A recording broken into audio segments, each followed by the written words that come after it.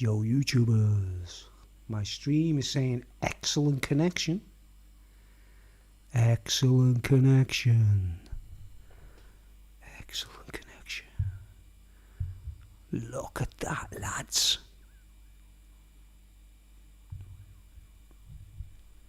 Feast your eyes on this. We've got one viewer.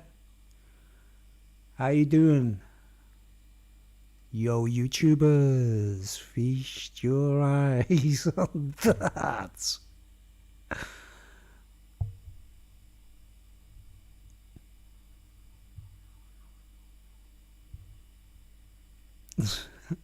I'm so excited. I just thought of that. Show everybody, man. I love it.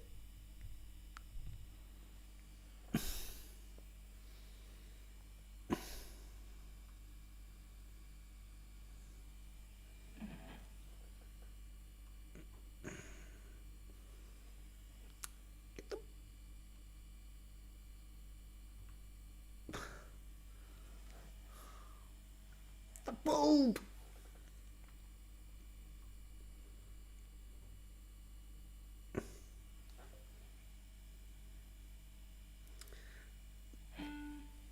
The lights is do my head in.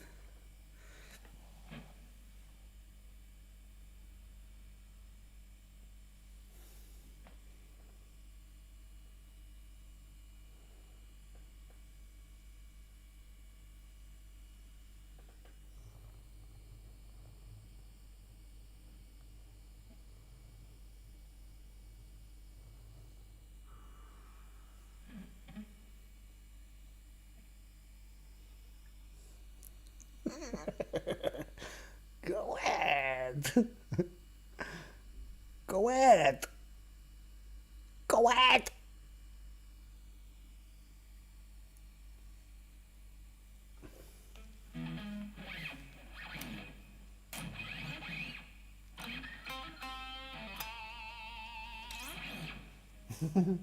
Let's get some creamy pumpkins going.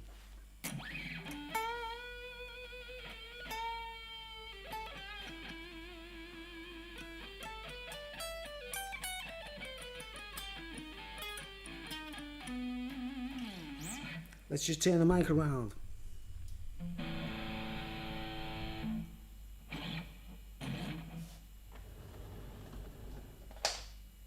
The Liverpool guitar.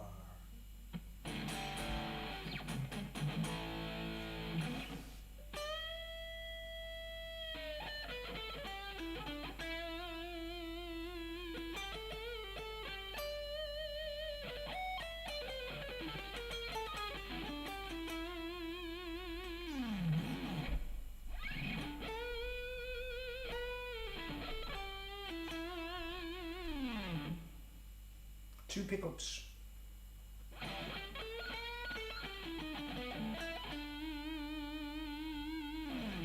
Don't worry, folks. I'll be talking in a minute. I'm just, you know, I want everyone to see the Liverpool guitar. Red till we're dead. Oh, don't go over your headphone lead, mate. Cables. Okay, what do you think, guys? What do you think? Right.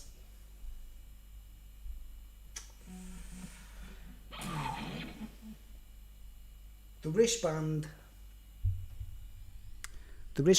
is for, you know, when I play this guitar, I put my wrist there, you see.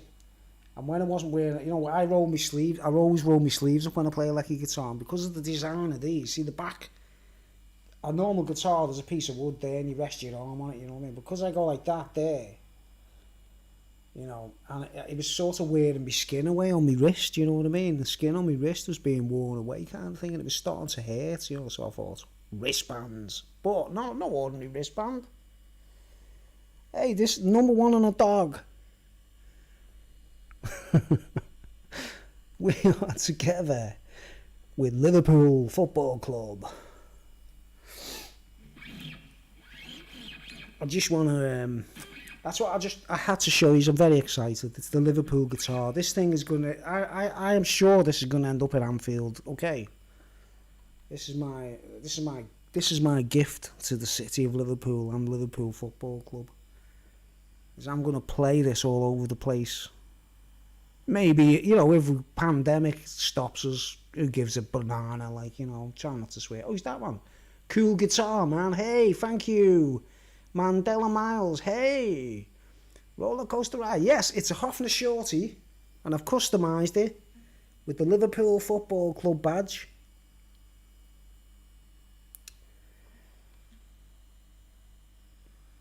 I haven't changed anything on it, like, but nice sound. Listen.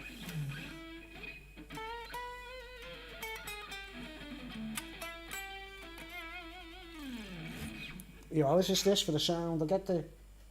This is a very cheap guitar. This, right, guys. £165, and it's perfect. I had to put new strings on it and everything, you know, but yeah, amazing. Yeah, man, the Liverpool guitar. It's red, cold red, cold red. So I've got people talking. So I take it we've got a signal going out. It's cool. We're going out. Well, listen, this sound like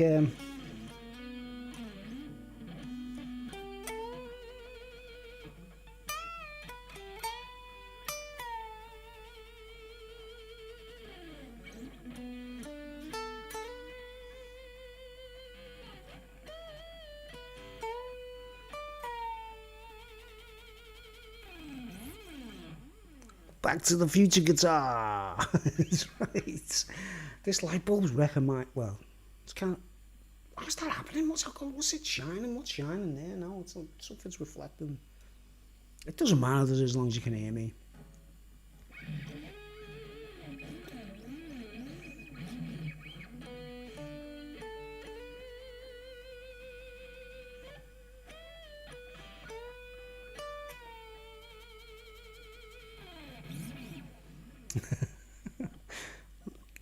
That's my Steve Vai preset.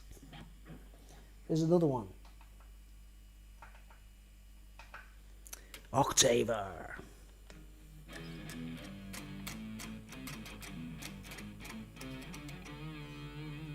Press the like button. Press the like button. Someone's pressed the like button already. We got a world record like. Come on, let me see those likes up there. There's 2 people watching. Give me all those likes.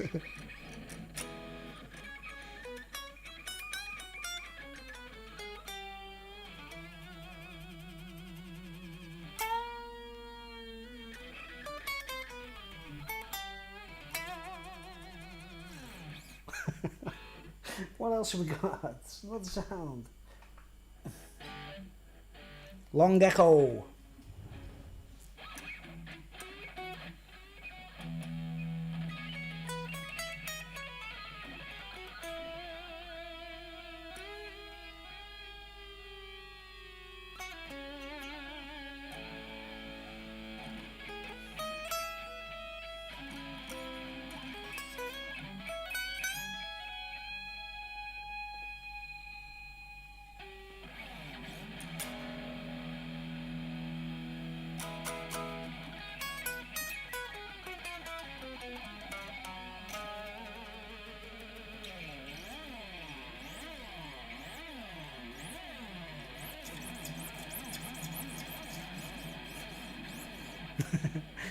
Okay, mosh sound. Mosh.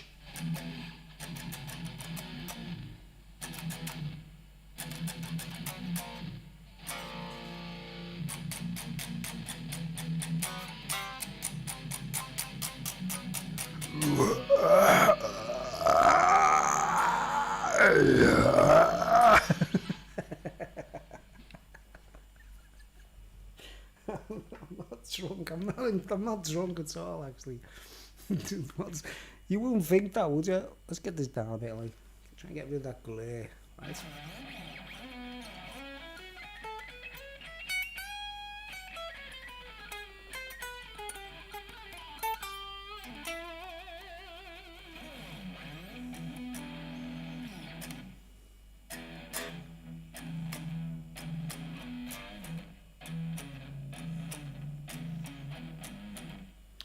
I got a blue Ferrari waiting outside. I got a blue Ferrari waiting outside. Yeah. Honey got a warm engine up. She's gonna take me for a ride.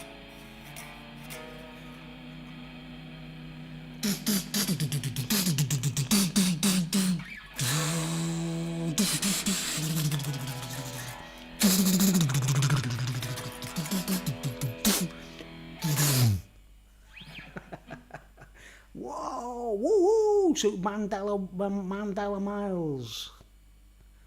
Wanna take a ride? Take a ride. Wanna take a ride? It's the 70s. Where are you watching from, Mandela Miles? Where are you? Are you in England? Are you in America? Where are you?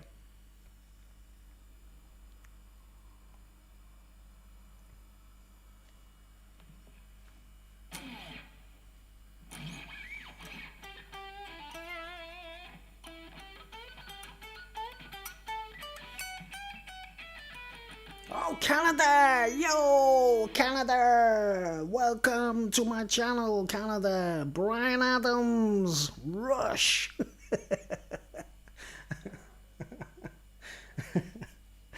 Brian Adams for President of Canada. West Canada. Okay, we've got a viewer from West Canada. Let's make this an international affair. Hey, that's the colours, isn't it? Red and white is the colours of the Canada flag. Tribute to Canada. Liverpool FC. We love Canada. Canadians are the most... I love Rush too. Oh man, I've seen them live once.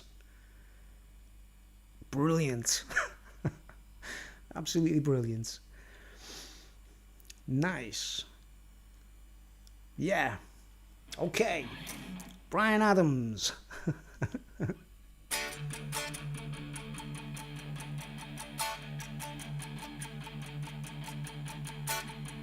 Got my first real six string, pointing at the 5 and dime, playing it till my fingers bled.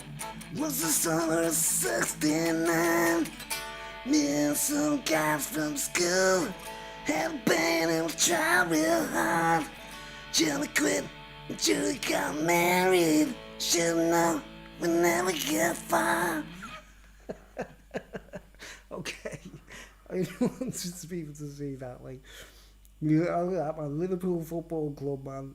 Liverpool Football Club welcomes Canadians.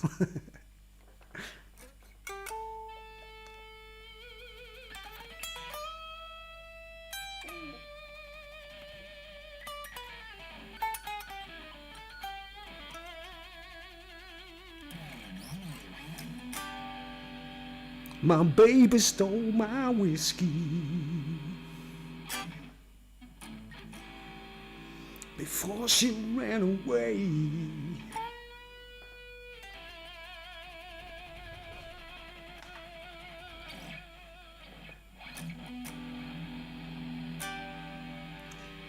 She stole my whiskey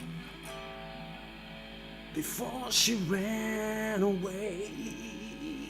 It was in the early hours when I was sleeping. My baby stole my whiskey before she ran away. If I don't find her by 4, my feet ain't never gonna touch the floor till I find my whiskey.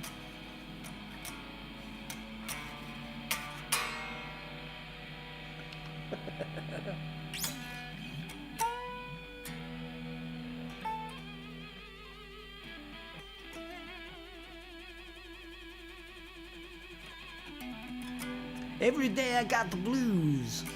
That makes us both, man.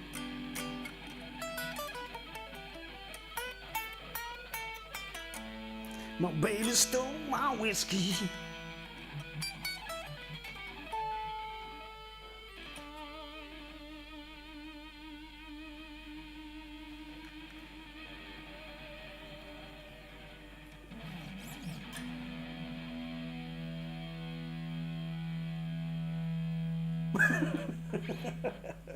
Alright, let's put the guitar down. I just had to show people the guitar, man. We're going to get on with the speech. That's my fun and games over with. Just had to try that, like. Okay. Let's put the guitar down. And I might get a copyright strike for singing the Bryan Adams song, mightn't I? I didn't think about that. It'll say, like, this video has been copyrighted, and I'll have to say, oh no, do I have to take the... I don't mind Bryan Adams making some money off my channel, you know what I mean? Okay, let's see. We're going to do a little speech, man. Just unplug my pedals and... Alright. Excuse me, just getting all the belches out and everything before I start speaking, like.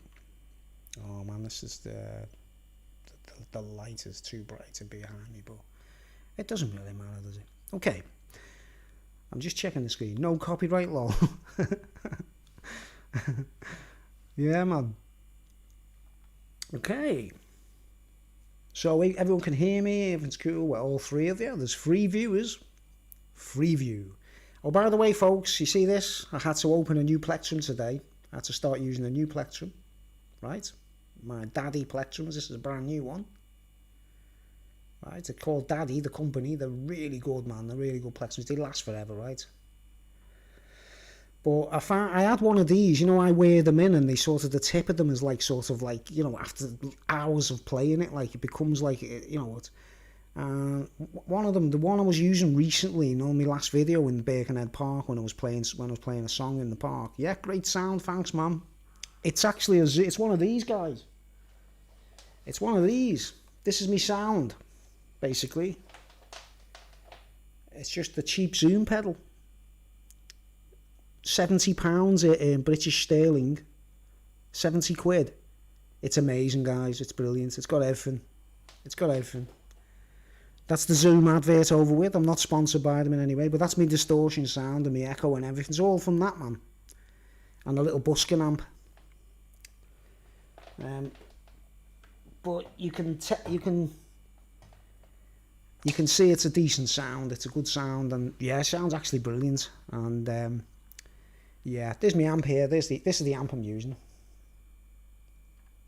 It's just a busking amp. You know, see, I put them legs on. I've customised. I put big wheels on it and put the legs on it myself. Because the wheels on them amps, when you buy them, they're just little tiny things like what's on suitcases, and they're terrible. You can't roll them. They just go side to side. What a boring man. What a sad life. What a sad life I must be living, man, to be talking about such things. What a sad life. Oh no, I can't believe what's going on with the light here, man.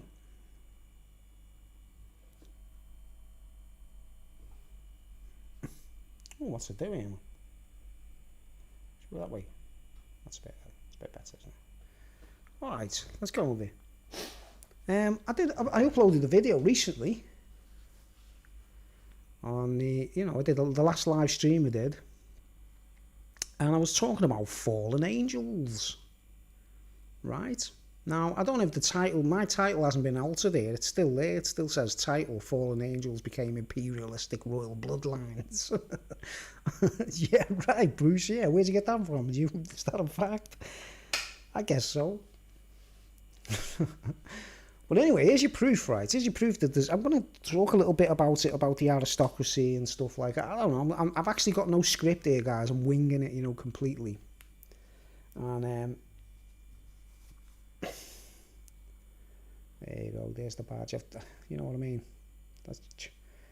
I should have worn my Liverpool shirt as well, like, but you know, I thought it'd be a bit overkill, wouldn't it? We'll wait till the street. I've got to do a gig in Liverpool city centre at some point and pluck up the courage and do a gig in the city centre. Just, you know, I don't even want to make money, you know what I mean? I just want to play a show in Liverpool and see what happens, like get the tramps dancing and all that, you know. See if we can get the tramps dancing. Okay, guys. Yeah, I was talking about the fallen angels that were cast down to earth in the earth, and they've slowly worked their way up right into our world somehow. And I think they're using the internet and phones and the dark web. Have you heard about the dark web, guys? There's people who go on the dark web, right? And of the places where they shouldn't be, and they're making inquiries and stuff, and these whatever they are down there that's controlling them things. They'll send a message back to whoever it is on the laptop, the geek in the bedroom with the laptop or whatever, and they'll say something like, you shouldn't be, playing around with us, lads. You shouldn't be in this zone. What are you doing? Like, and then the kid will be like, yeah, right, whatever. Like, and then they'll do something to the computer from where they are by remote to tell them that they really mean it. Like, you say, don't be messing with us, mate. It's something very dark and very deep, isn't it? Something with the dark web and everything. Like, I've never been on it. I don't want to. I've got no curiosities. But some people go on it, don't they? Thinking let's go and have a look, and they don't know what they're dealing with, guys. You know what I mean? You never see the faces of people on the dark web. I would blame AI for that. Yeah, artificial intelligence, and it's getting worse, isn't it? AI is getting worse, really. Like, it's getting to the point. Well, is what we're getting to the scenario. HAL in 2001. The story that Stanley Kubrick was telling us about the computer taking over the entire ship and killing all the astronauts and that. Like, well, maybe that's what's going on Earth. Everyone's got a HAL. When in the smartphones, everyone's got a HAL, you know what I mean? And the heart and soul of HAL,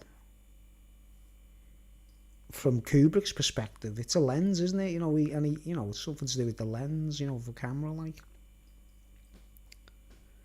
But it's AI, and it starts doing its own thing and making up its own mind and making its own decisions, doesn't it? And it's, it kills all the crew and everything, Well, what's going to happen in the future if AI gets its own way, man?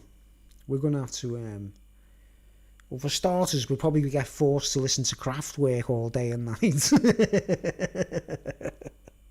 Hey, you know what I mean? AI, when the war is, the vax is AI. Nanobots, that's exact. Look, man, you read me mind there, man. Nanobots, the same as what's in chemtrails. You are correct. If they make the vaccine compulsory and we have to take it, they want to inject us with chips, nanochips, or nanotechnology. Who knows? They're not going to tell us, are they? We can all see it's corrupt, can't we? We can all see it's working its way to making vaccines compulsory. Or if you don't take the vaccine, you'll be a threat to everyone in your street. You're a risk to other people. You could give people a virus because that's the golden rule they're going to try and invent, isn't it? Like, that we all have to take the mark of the beast. We all have to take the mark of the beast, and then if we say no, we've got to go to a guillotine, or we get battered by Nazis or something. It'd be quite funny, really. I don't know. Look, man.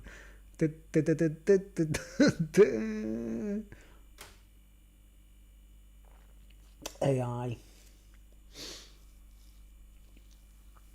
I've got things to say about that later on in different videos. I've got a lot to talk about, to be honest, right? If you go in the history of my videos, if you go, like, you've got, my advice to anyone anyone who's just joined my channel, right? We all do it, man. Say we just found someone on YouTube and we go on the channels, right? We basically see, we don't really, unless it's really interesting, it's something we're really into, a channel about, like, in my case, like how to, set up your guitar or whatever, or something like that, or interesting, like, to yourself. And you'll tend to go to that person's channel and go right back to the beginning and see what they've uploaded, wouldn't you? You know what I mean?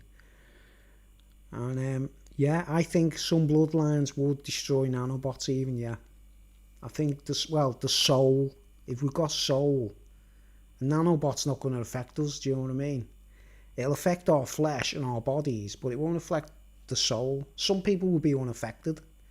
That's if they take the jab, if they take the vaccine. I've completely forgot what I was talking about now. Oh man. By the way, look at this picture, guys. It's really, it's not meant to be like a tribute. It's meant to be like, oh, what should we say? Yeah, I'll shrink the picture. It's meant to be a picture. It's from the roof of the Vatican, right? This is not my Jesus. This is not the Jesus that I believe, brought Lazarus from the dead and all those things, right? This is the Jesus of the Roman, of the Vatican. It's on the roof in the Vatican. Like, get me mouse to move. Just shrink. Oh no, I don't know what to do here. Yeah, can I go like that and it comes up? Or does the whole thing come up? I don't know. No, I can't do it, can I? I've got to do it like this. Oh, you can't see it, can you? But there's a picture of Jesus. Oh yeah, you can see it there, can't you? The Vatican roof. See, there's like, all hail the seagull, isn't it? All hail the seagull. Look, I'll do that again now, so you can see it like, oh, hail the seagull. Because that image of Jesus, mate, that's enough to give me the creeps, mate. Do you know what I mean? Do you think he's going to walk around with that cross, like, is it? Do you think if he came back, he'd be walking around with a cross, mate? Bearing a sword, not a cross. That's what it says, doesn't it? And there's that seagull's more powerful than that statue, mate. But that's down to the Vatican and their strange viewpoint of the way things are, like. But hey, let's get on with the talk. And I want to talk about some things. I've got to find some images online, if I can find them, to show people what I mean. So I'll have to just skip this screen for a while. And let me see. I want to show some pictures.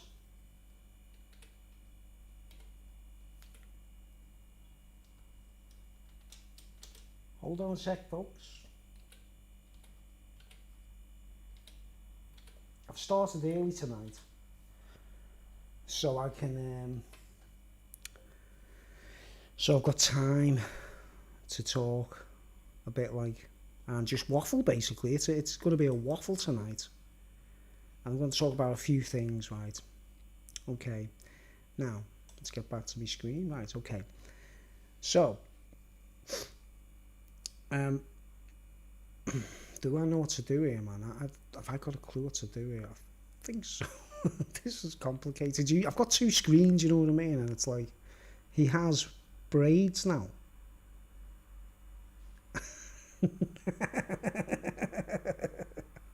It does look like that, doesn't it? Like, and then, the other thing, his beard was perfectly shaved underneath there. You see, look at my beard, look.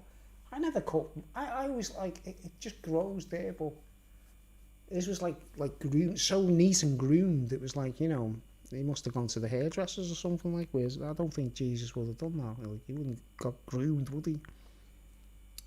But yeah, I put a video up recently about the royal bloodlines, right, being responsible for what I call working in allegiance with the fallen angels, and being like, they've oh man, it's very complicated. It's interdimensional, right?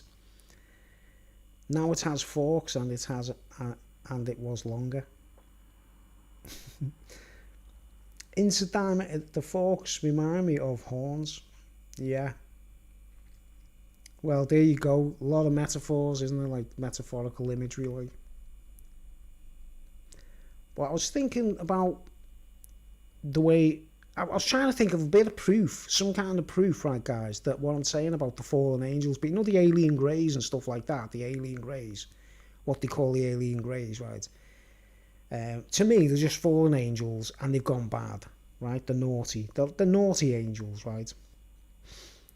And one thing I know,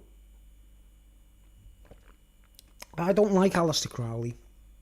I've never liked Aleister Crowley. He's, everyone raves on him. They call him the Great Beast and things like that. He called himself the Great Beast, didn't he, and stuff like that, right?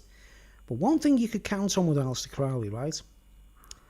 Exactly. There are some good ones. There are good ones, right? But most of them, they don't live on the earth, do they? They can come and go. They're allowed to, I believe, I've got some things to show. I'll tell you what my viewpoint of the good ones, right? And then I'll explain what the bad ones are, right? just one example of a bad extraterrestrial or a grey. They're not extraterrestrial. They're demons, basically. They've become demons, right? Now, you know the word diamond, which all the rich people love diamonds, don't they? You know, the crown jewels and all that. Like I've been saying, the corona jewels, crown jewels, right? All the diamonds in the crown jewels, they're infested with demons, mate. That's where the word diamonds or demons might come from in the first place. Demons, think about it. Right, it sounds the same, doesn't it? Diamonds, demons. Demons are a girl's best friend. Right, I'm talking about the big things, you know. Let's just say a diamond. You know, I've got an artificial diamond here. This is a synthetic diamond. It's quite huge, you know. It's got like, there's my finger size to it, look. It's quite big. If that was a real diamond, I would have had to pay, I don't know, maybe £1 million at least. It's purple as well. It's, you know, it's actually a diamond. It's a synthetic diamond. It's a real diamond, but it's synthetic. You know what I mean? And I got this for £5 on eBay. £5 English money, right? And you can see it's a diamond.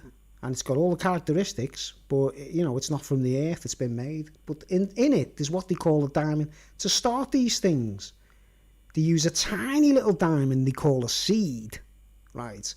And then they put it in some compound, don't they, in the machine that crushes it for like hours and hours or whatever, bombards it with pressure. And the little tiny seed they call a seed, which is actually a tiny piece of real diamond, does like stem cells. It expands and grows in the other elements that they add to it to make an artificial diamond, right? But it's got all the if I used, you know, I'd cut glass and things like that, you know. It was £5. £5. A diamond can be a crystal, but a crystal can never be a diamond. Exactly, there's a video on my channel, right, folks, and if you go back, I actually show like a natural, we'll talk about it, I'll show some pictures and that and talk about it, right. But that's what I was saying earlier. If you're new to my channel, my advice is to go to the beginning of my very first upload, which is a song, you know what I mean, and then watch all my videos, if you're into the music as well. There's some blues there's some music, but there's speeches, and I'm talking about things about silicon and all that kind of stuff, you know what I mean? I do some kind of really in-depth speeches, but that's my advice to anyone, is because I move with the times and I talk about things as they happen. The best way to get a good viewpoint of my entire channel is to go to the very first video and watch through them and try and work your way to the latest video, and that's the best fun you can have watching my channel, really, you know what I mean? That's why it's called Roller Coaster Ride, because it's all kinds of things, there's all kinds of different things. But yeah, let's get back to the, there's a video on my channel where I show a natural diamond, you know, a raw diamond. It's not even, you know, it's like a jeweler wouldn't want to use it, you know what I mean? But it's a real diamond, and it was only a few quid, you know, I can't remember what I paid for it. So I've looked into it, I've studied them and looked into them, and I've realised that the rich people, all them years, they must have had these demons in allegiance and that. And I think in the older days, before they got to the diamonds, granite was the big stone, you know, the granites, the grey stones, what the obelisks are made of, all the, you know, the obelisk in St. Peter's Square in the Vatican, Cleopatra's Needle in London. Oh man, the list is endless, isn't it, you know? But they're made of ancient, what's it called? Granite. And granite was the original diamond of its day, if you know what I mean, right? Diamond has AI in it, exactly. It's there, but it's in reverse, like it's in the mirror, isn't it, right? Now, granite, I think, is where the greys have come from, right? And I've got a lot of things to talk about on that, but if you go back, I've already gone through it, you see, in detail with a video. It's called Silicon or something, you know what I mean? Like silicon, you know what I mean? But yeah, it's the best advice I can give to anyone. But if they've got time, go back through my entire back catalogue and you know, check it out, right? But anyway, what I was trying to do was join the dots, right, folks, between the aristocracy and these demons.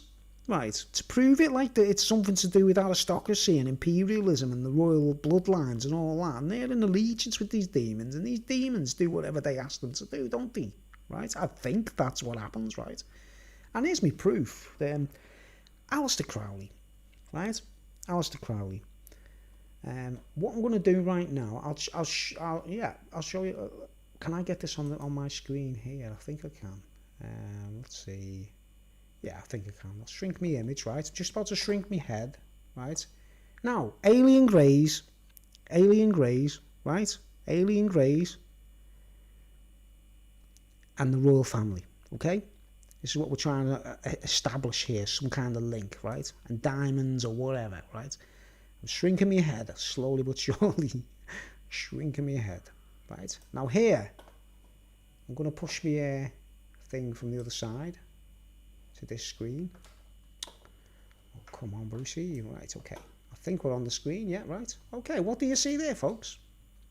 What do you see? Now, I can't actually read what your comments are at the moment, do you know what I mean? Because I've just moved this onto a different screen, right? Now, what do we see? We see this was a creature that Aleister Crowley, this is Aleister Crowley here, right? This is Aleister Crowley, right? Now look at his face, right? Remember what he looks like, right? I'm not being funny, I'm not being vindictive, I'm not being hateful towards Aleister Crowley, right? It's nothing to do with that, right? I'm trying to establish facts of what, like, these demons are coming from, right? And remember, this guy used to do incantations and pray and chant and summon demons from the deepest, he knew how to bring demons from hell, basically, and release them, if you know what I mean, right? Fallen angels, yeah, fallen angels. And this was the guy, this drawing, right? This was done by Aleister Crowley himself, right, guys? Think about that, right? This was done by Aleister Crowley himself. And this is a picture that he drew, and look at the way he's got a cape on, like as though he's a royal, some kind of imperial leader or something, isn't he? If you know what I mean, do you get me? Right. Now you can clearly see that is not like what else can that be? That is a balloon head, isn't it? If that's not a balloon head, what is a balloon head? That's a balloon head, isn't it? Like an alien grey, isn't it? Right. Same little nose, same little mouth. But the only thing that's different, it hasn't got the big black eyes, has it, you know? Right? But we don't know. That's what Aleister Crowley drew himself, right?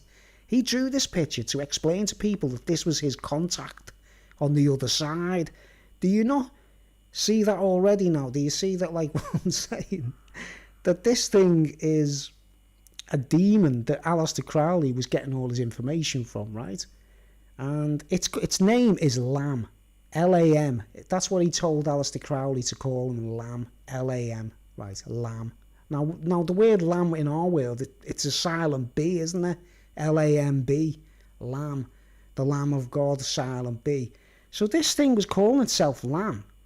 Maybe with the intention of making people think that, or making Aleister Crowley think that it was some kind of holy lamb or something. I don't know. But it's demonic. He was making Aleister Crowley do naughty things.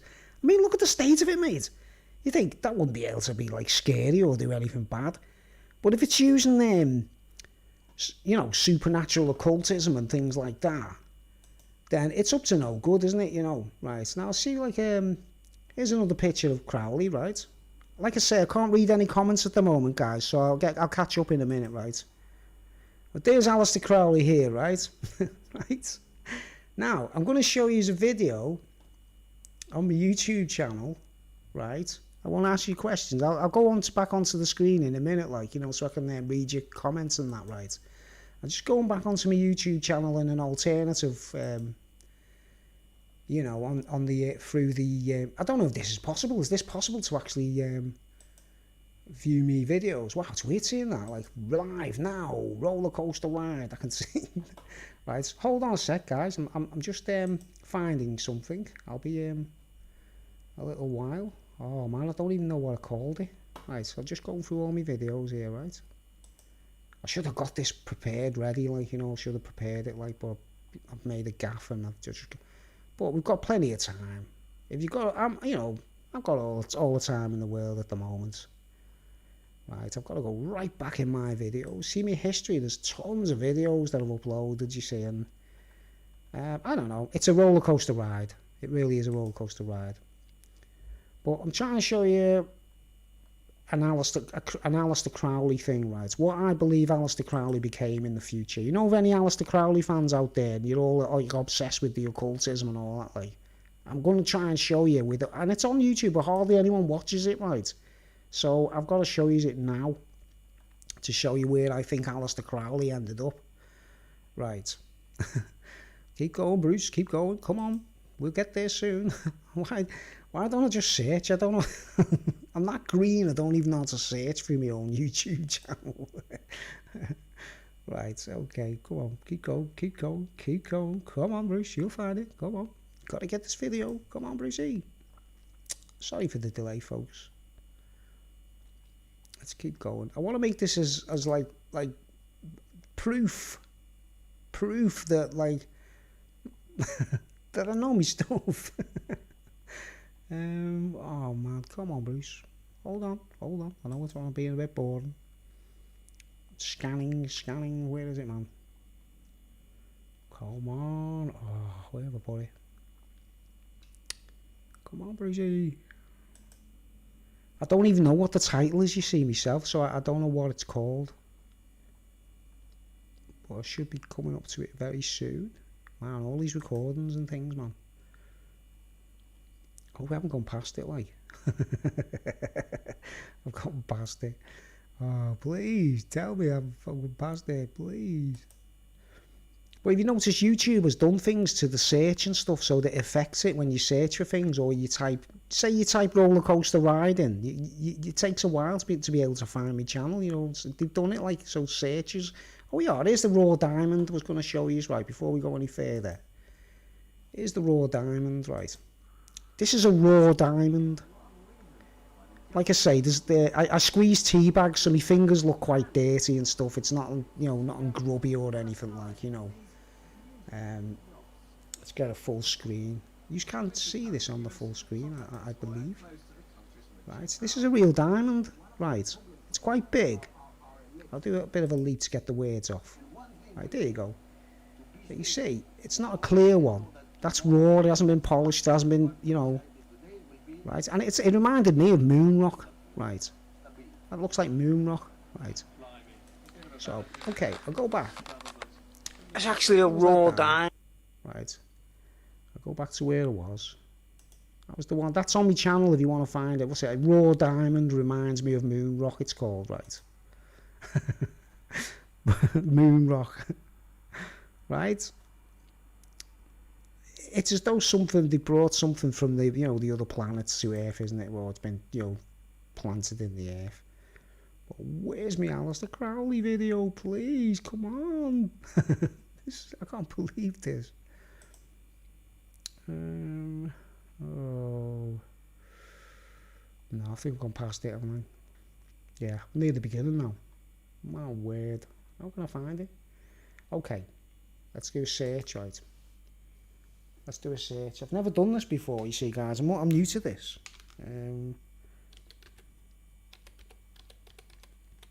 There we go. It's done it. Great. See, I've done a search and it's come up like... Alright, man. Get ready for this, guys. Get ready for this. Ali, you want some? After deciding to have a sex change, Jess feels that it's also time for a new career. Like scramble. And she's enrolled on a course to retrain as a carer. Well, look, does this look like Aleister Crowley? I got a guaranteed interview, and I think after the interview, if they want you, they'll take you on for caring, but they're crying out for people to do it. But you can check it out on my channel if you want to watch it. I've applied for caring jobs before. Is that Aleister Crowley and Jag or what, mate? Right, he's halfway through the sex change. Understanding of the choices she's made. He's a transgender. I think I'll be hard work. So do you understand when they're pushing the transgender thing, right? I'm not being mean, I'm not being cruel, but hopefully that is Aleister Crowley, I don't care what anyone says, and that's where he ended up like. Look, right? You see that face? Is that a look-alike or what? And I think after the interview, if they want you, they'll take you on for caring, but they're crying out for people to do it. Right. I'm saying that I've applied for caring jobs before and not got on. Okay, right, so take that off, right, so you can watch it. It says creepiest Aleister Crowley lookalike I've ever seen. That's what it's called, right? So you can check that yourselves, right? Okay, so let's go back to this, right? You've just seen that, right? Now let's look at his face here, right? What do you think? Am I mistaken or what, mates? Look. Right. Let's get a clear image. You know, because he's got glasses on and that, like, or... But he's a sex change. This guy is, you know, the Baphomet. What does the Baphomet represent? It's got... The Baphomet is like a goat with tits. And it's a debatable whether it's what its sexuality is, right? This guy, he was on a documentary on British TV, and I seen it. I was like, that's Aleister Crowley. I don't care what anyone says. That's Crowley with a wig on or something, you know what I mean? But, like... But he's not in a wig or whatever. It's his next life, isn't it? It's where... Right, and he's halfway through a sex change. You understand? He's halfway through a sex change, this guy. His name is Gladys or something. He's got a woman's name or something. I'm not being vindictive towards trans or nothing like, but he calls himself, Aleister Crowley, right, calls himself the Great Beast, right? He calls himself the Great Beast or whatever, right? Now, the Baphomet image is the transgender element is like, it doesn't matter whether you're a man or a woman anymore. Do you understand? In the occultist world, they're trying to make it so males and females, it doesn't make a difference. Now, is that, to me, that is the same man there, right? But he's got a baldy head or whatever. Like that face, them eyes, everything is the same as that, mate. Now, anyone who sees that should be immediately learn a lesson and say, I'm not paying any attention to Aleister Crowley anymore now, mate. Right? And you know, he's halfway through his sex change, man. There you go, look. Am I mistaken or what? Am I just imagining now, or is that the same fella or what? Like, you know, is that him, like? Right. Okay, so we closed that down right now. Aleister Crowley, he was in allegiance with this fella called Lamb. Right, and what does that look like? You know, that looks like one of the Blue Nets, doesn't it? One of the Blue Nets, man. One of the fallen demons, one of the fallen angels. Now, if Aleister Crowley was into that, right, let's get back to my my own page. Right, okay, I can see myself now on the screen. Let's go back. Okay. Get back on the screen. I can read the comments now. Right, what do you see? Here, I see people saying, let's go, it's saved by the blood of the lamb. There we go now. Oh my God, scary, someone said there. Lol dang, hermaphrodite. He's halfway through his sex change, mate. So you see what it's called? If you want to check out yourself, it's called the creepiest Aleister Crowley lookalike I've ever seen. If you want to search it yourself and just watch it yourselves. It's only a little short clip. It was from a documentary on television, you know, one of those people on Social Security and that, like. And let's just put it this way, right? If God had anything to do with, like, humiliating someone who was an occultist or something, that's the way he'd do it, isn't he? He'd make it look like, look, he's now a sex change halfway through his sex change. If that's what you want to worship, guys. If you occultists out there want to worship someone who's halfway through a sex change called Gladys or whatever his name is, and he's changed his name to a woman's name, well, you know, that's something to yourselves, isn't it, right? But the lamb, this lamb thing, you know, I should have a separate window, shouldn't I, so I can carry on reading. Hermaphrodite, right? What do you think, guys? Am I... Now, you know what's weird? I put that... You know, when I first put that up on my channel, right, I got one dislike immediately. Someone disliked this straight away, you know what I mean? I was like, who would dislike that? What's like... Unless it was someone to do with someone who likes Aleister Crowley, you know what I mean? Someone who's following me and they're into occultism and they're following me channel and things, like, but they're not being realistic about it, you know what I mean? Hold on, just have a swing and see.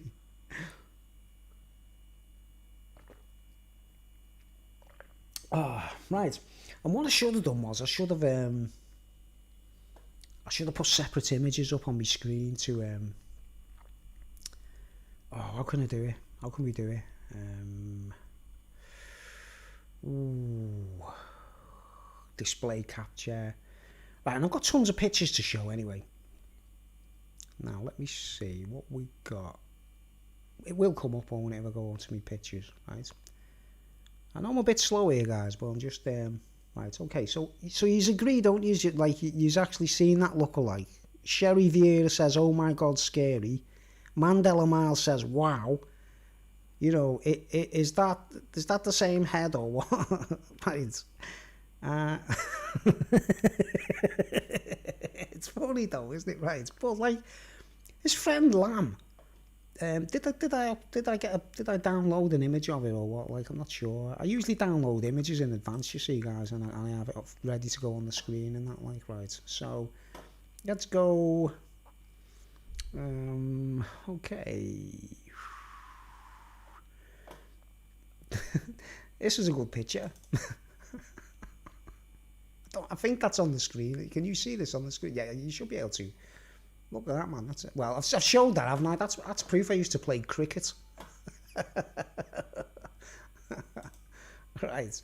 So let's get back into here, man. I'll go to my pictures and stuff, and I'll try and find something to show.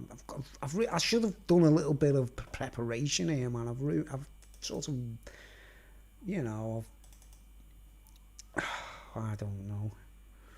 All right, here's another clip I want to show you. What are we looking for? Various downloaded pictures from my phone, Banksy stuff. Come on, Brucey. Come on, pictures. Let's see. Have I got any pictures here of what I'm trying to point out about diamonds? Right, guys. Diamonds. Demons are a girl's best friend. But demons are a girl's best friend.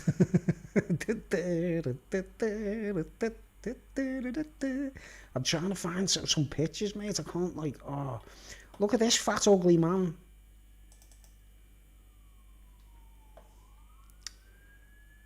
Oh no, and you know what, I forgot. I'm sorry, guys. I forgot to shrink the screen, didn't I? I haven't shrunk the screen. Oh no. This is what I need to do. Sorry, folks. I've made a gaff there, right? I need to shrink the screen, don't I? You can't see what I'm looking at, can you? Oh no. Okay. Here we go. Right. What was I gonna show you? Is this one? Look at this fat ugly mong. Look at that, mate. Look at the state of me. What a rock star, eh?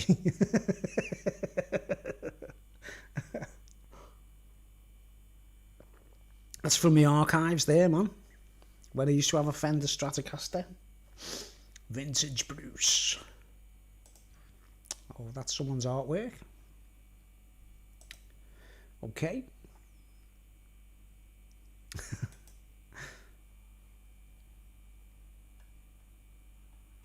Anything else, man? Now, I'm looking for me pictures of diamonds, guys, right?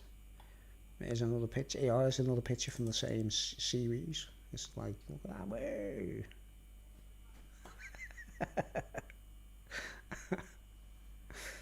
Right, okay. Let's get back to the speech, right, guys? Oh, man, I need to search. Right, what we're looking for. Other pictures. Loads of pictures. Various downloaded pictures. Oh, man, saved pictures. Is that it? I'm looking for pictures of diamonds, but I can't find them because I didn't prepare, did I? I didn't prepare. Pictures, reinforcements. Oh, man. No,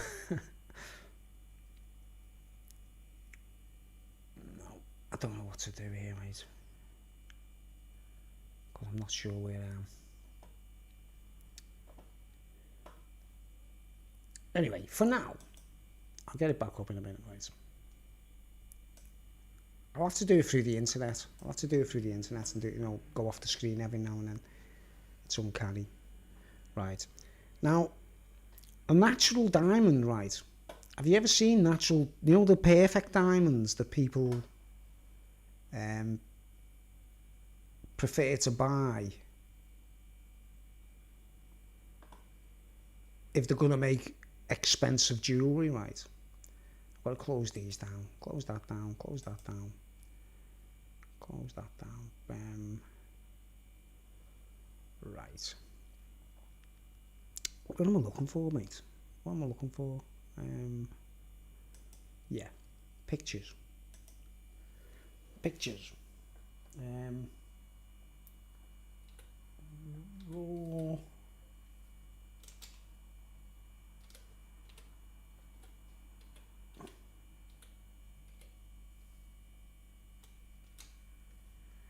Pictures.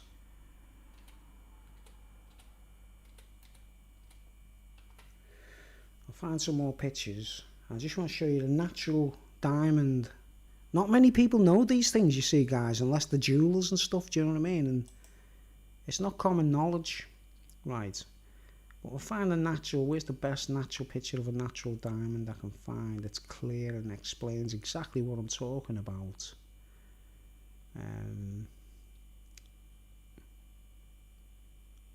Oh man. What one? A good clear picture.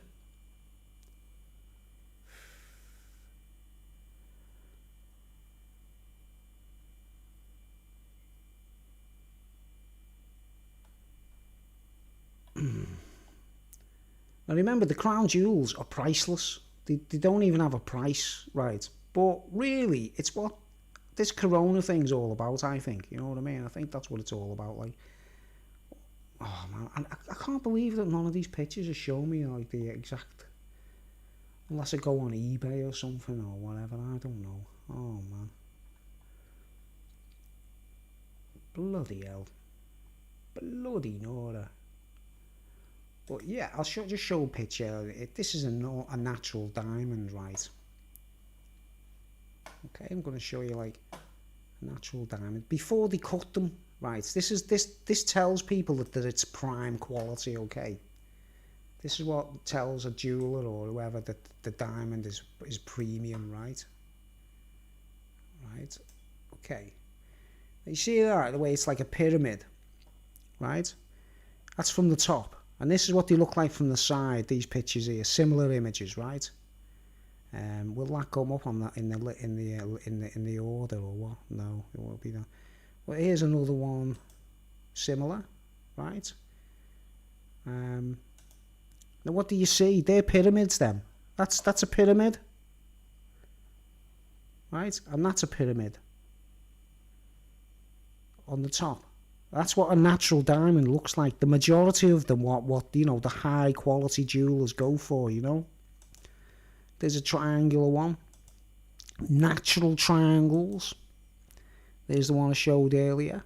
You see, it's a pyramid. You see the natural pyramid. Right, so I'll go back to my live stream. Get back on the screen.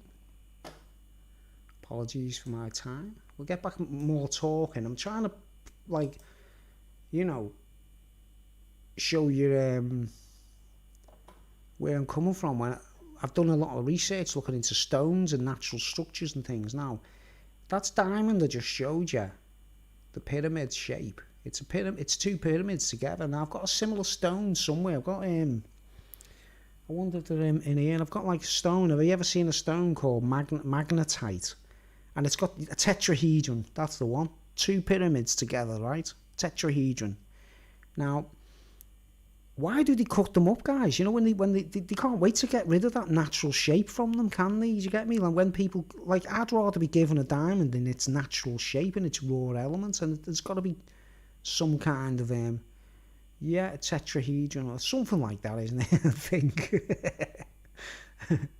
Right, but a natural diamond, you know what they say of a pyramids have got like an energy, haven't they, right? Now, the big giant pyramid in Egypt, the big pyramid that everyone still, completely baffled about, aren't they, and all that, right? It just so happens to be at the centre of the Earth's landmass, right? You know the Earth, all the landmass, all the continents and all broken up now, aren't they, right?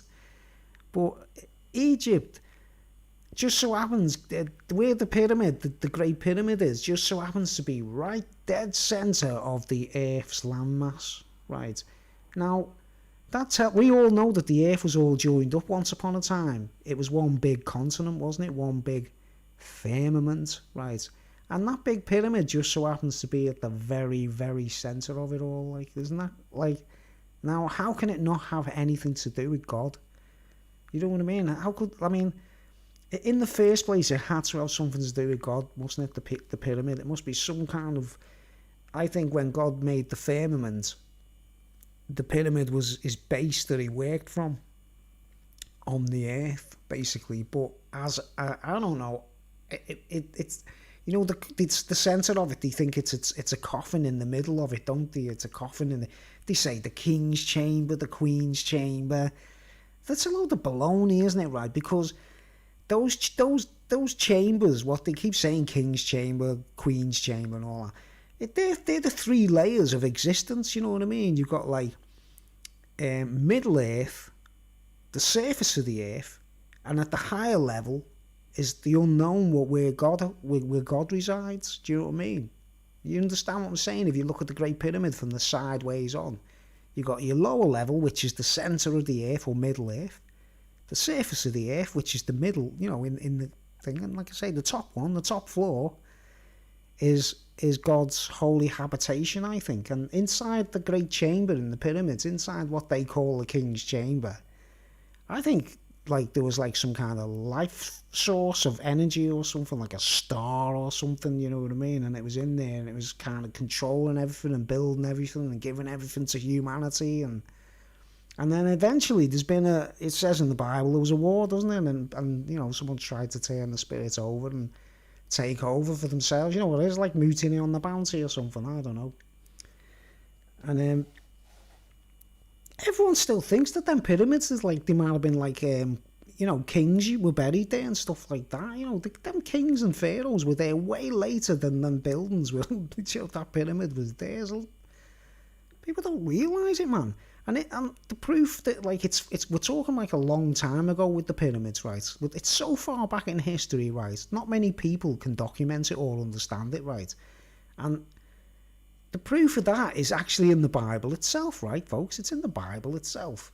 Because when Joseph became friendly with the Pharaoh and helped the Pharaoh, right? And the Pharaoh gave him rewards and gave him the life of Riley, basically, didn't he, right? And then at the end of it all, that Pharaoh dies. And then when the Pharaoh dies, an evil Pharaoh... Read the Bible, read what's, the story of Joseph in Genesis. Read what it says. It says, when that Pharaoh died, the one who was good to Joseph, right? Another one took his place, who was evil, and immediately wanted the Israelites or the Jews back into slavery. Do you understand? So he started, it all counted for nothing. And so there's some kind of turnover point. There's some kind of point where they've done a U-turn and started treating the people like slaves again, haven't they? Because everyone was happy until that Pharaoh died. Now, that Pharaoh who looked after Joseph must have been a good man, mustn't he? He must have been a good Pharaoh, mustn't he? Right? Now, here's the strange thing, right? I've spoken to theologians, Christians, people who have really studied the Bible a lot more than I have, right? And I've asked them this question. Is it true that no one knows the name of the Pharaoh who helped Joseph? Exactly. Well, Pharaoh, yeah, but in the story of Joseph, or we say a king or whoever he was, he let Joseph rule Egypt, basically, didn't he, right? Right, but this is the point I'm making. In the Bible, no one actually, historians and theologians alike and people who study ancient Egypt, they can go back and trace out like all these names, like, Cheops, and who's the one they always say, they think that the Great Pyramid was built by him, and it's a load of bull, you know what I mean? It wasn't built by an ordinary man, it wasn't built by a pharaoh, it was built by something supernatural, wasn't it? To house something supernatural the 3 layers of existence, you know. I ask these questions to people. I say, is it true that no one actually knows the name of the pharaoh or the king that Joseph was with? No one. No matter who. You check it out, guys. You ask anyone who knows their Bibles, anyone who really, you know, anyone, pastors, believers, that no one has got the name of that pharaoh who was friendly to Joseph. But we've got the name of Joseph, haven't we? Or Joshua or whatever, right? We've got the name of Joshua.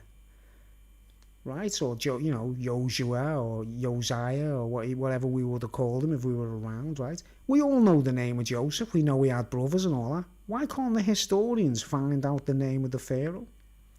And the reason they can't is because Joseph must have been so far back in some kind of ancient history.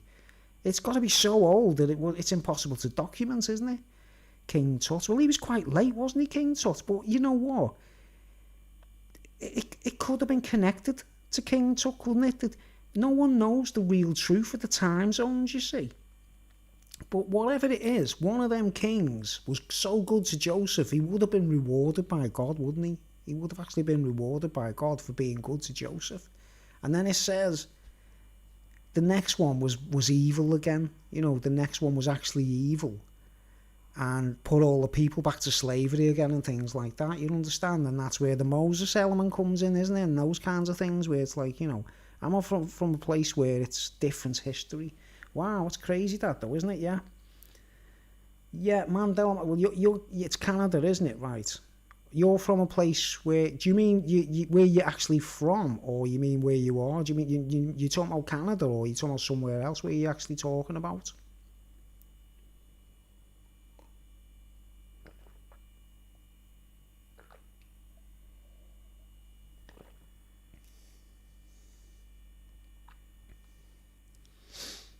It's weird on this, it says, concurrent viewers 4, chat rate 1, playbacks 9. What? How can it be 9 playbacks when I'm actually still broadcasting it, like? my YouTube channel is bugged, man, I'm sure of it, like.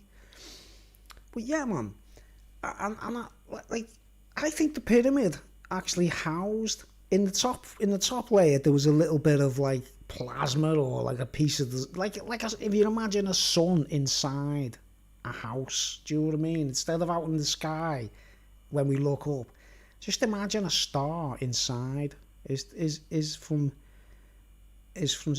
Mandela Sagittarius arm. This is the Orion spare.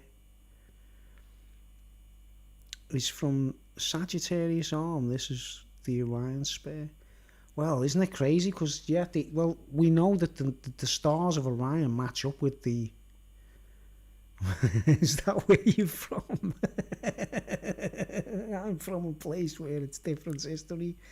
Well, it would be, wouldn't it? Where we're talking specifically about the Earth 80,000 light years away. Sagittarius. Oh, what's that? It's popped. Brian Harvey is live. Right, okay.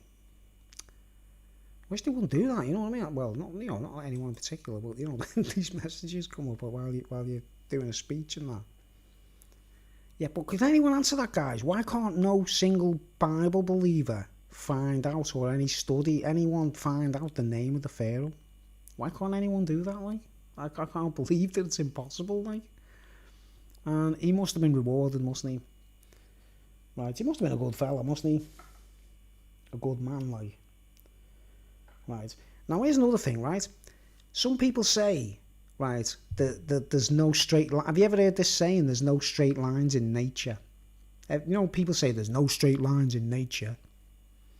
Right. Now, here's a piece of pyrite. Here's a piece of natural pyrite, fool's gold.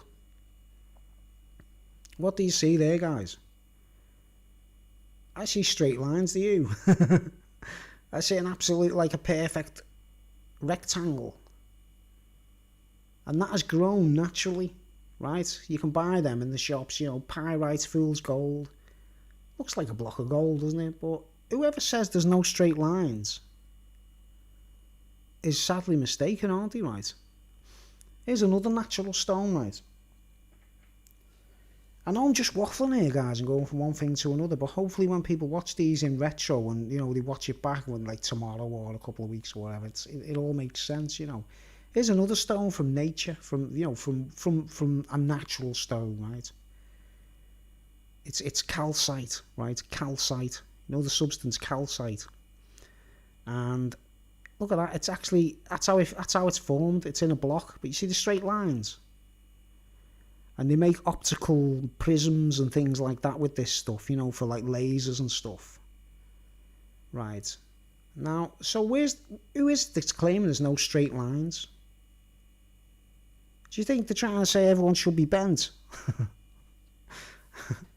You know what I mean? Like, and then we see Aleister Crowley there, like, in a kind of, in the future, like, he's become a woman, like, he doesn't know whether he's a man or a woman anymore. The path is straight. The gate is narrow, exactly. The path is straight. Make the crooked pathway straight. That was the order to Elijah. But yeah, right? Now you see this, right? Now this is the point I'm going to make, right? This is kind of like, this stuff is called calcite, right? Now the most precious stone in Egypt, right? What was the most precious stone in Egypt? I'm asking the kids in the class, my classroom, children, what was the most precious, most valued stone in ancient Egypt? The most precious stone in Egypt. I'm going to try and join some dots together here, guys, in the most unconventional way I can. Lapis, there you go. Here, my friend from America, Dr. Soulless Dead, he comes up. Lapis, you get a gold star. Lapis, top of the class. Right, and there we go. Here's a piece of lapis, right, folks? Right, this was valued more than any other rock in ancient Egypt, right? You did a lapis painting, exactly, right? You can see it behind me right there. I'm going to talk about what, like, I'm basically going to tell, you know, right? I'm going to talk about some fascinating facts about lapis, right? Right? Now, trust me, guys, I'm not a crystal head or nothing like that. You know what they call crystal heads, you know, people who are obsessed with rocks and that. I'm into, like, it's more like geology and, you know, the continuum of time and space. Right, so there's a piece of lapis that, right now, that would be regarded as a pure piece of lapis because it's royal blue, right? That's where they get the term royal blue from, you know. Royal blue is this. That's royal blue, right? Right? So the finest examples of lapis were blue, right? Now, a crappy version of lapis would look more like this. You know, a cheaper version of lapis would look more like this. You see the little white bits? Right? Quite a lot of white in it, isn't there? The little tiny sparkly bits in lapis, the little bits that sparkle, that's actually pyrite. Okay? Which is that, you know, there's a big piece of pyrite, fool's gold. Right? Fool's gold is in pyrite, is in lapis lazuli. It's the little bit now. I don't know, have any of you ever looked at a piece of lapis yourselves? Have you ever actually looked at a nice piece of lapis stone, right? If you look at them long enough, if it's got the white bits in, right? If it's got them white bits in, right, now, you probably see it from just this, me putting it here now. The shiny bits look like stars. Right? The shiny bits look like stars. Yo, Julie's on. The shiny bits look like stars. And the white bits look like clouds, don't they? You see, like, as if the clouds in the sky. And the blue, obviously, is like a midnight sky or, you know, a night sky when it's dark or midnight or whatever. Pyrite is in turquoise too. Exactly. They're the Indian stones, aren't they? Well, and you get a gold star. That's another one. Turquoise too. Pyrite is actually in turquoise too. But it's quite prevalent in lapis, isn't it? It looks sparky like little stars, doesn't it? You know what I mean? But have you ever looked at a piece of lapis, man? And it just literally looks like looking up at the sky at night. Do you know what I mean? It really does look like you're looking up at the sky at night. Like stars with the blue and the white clouds. You know what I mean? Right. Now, did you know that the white bits We know there's pyrite in there, right? Now, you know the white bits in this. It's actually this. Calcite. Right. You know what I've just showed you, calcite. Which is clear there, right? Calcite can be clear like that, right? But in this, it's just white. Right? Now, here's the interesting part, right? The pineal gland. I've done a lot of research and read about it and everything, right? The pineal gland, what we've all got in our brains, right, is made of calcite. Can you believe that, folks? Never heard of it. Never heard of, what do you mean? What you talking about? You've never heard of what? Mandela Miles. What do you mean you've never heard of it? Heard of calcite or what? But anyway, that white stuff is calcite, right?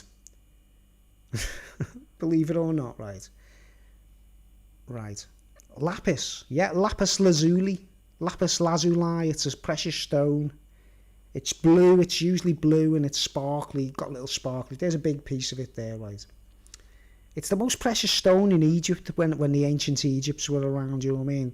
When the ancient Egyptians, that was their most precious stone. Amongst North American Indians, it was turquoise, right? You know that, right? And amongst the Mayan Indians and the Oriental people, it was, what's it called? Jade. Jade is the third, like, it's sort of an indigenous stone. Hold on, Audrey, he's asking me a question. Did you see that what's going on now? I'm getting a message. Did you see that email I sent about the fly? Some bloke blew his house up trying to swat a fly. One of those that lets know. Yes. The fly is okay. Is that true? Some bloke blew his house up trying to... Oh, you mean like... With what was it? He hit something that blew up his house. The fly is okay. Is that a joke or is that serious? Right. Okay. Beautiful. One less guy inviting you to travel the globe. One less guy inviting you to travel the globe. What does that mean? I don't know what that means, man. Hold on. I just received a message on my phone. I don't know who it is. Like. Okay. Hold on a second. Okay, yeah. It's a message for sure. Right, now, like jade is the north, like the South American Indian stone, isn't it? Jade, which is green. Because it's how... Oh, yeah. One less guy inviting you to travel the globe. Because his house blew up.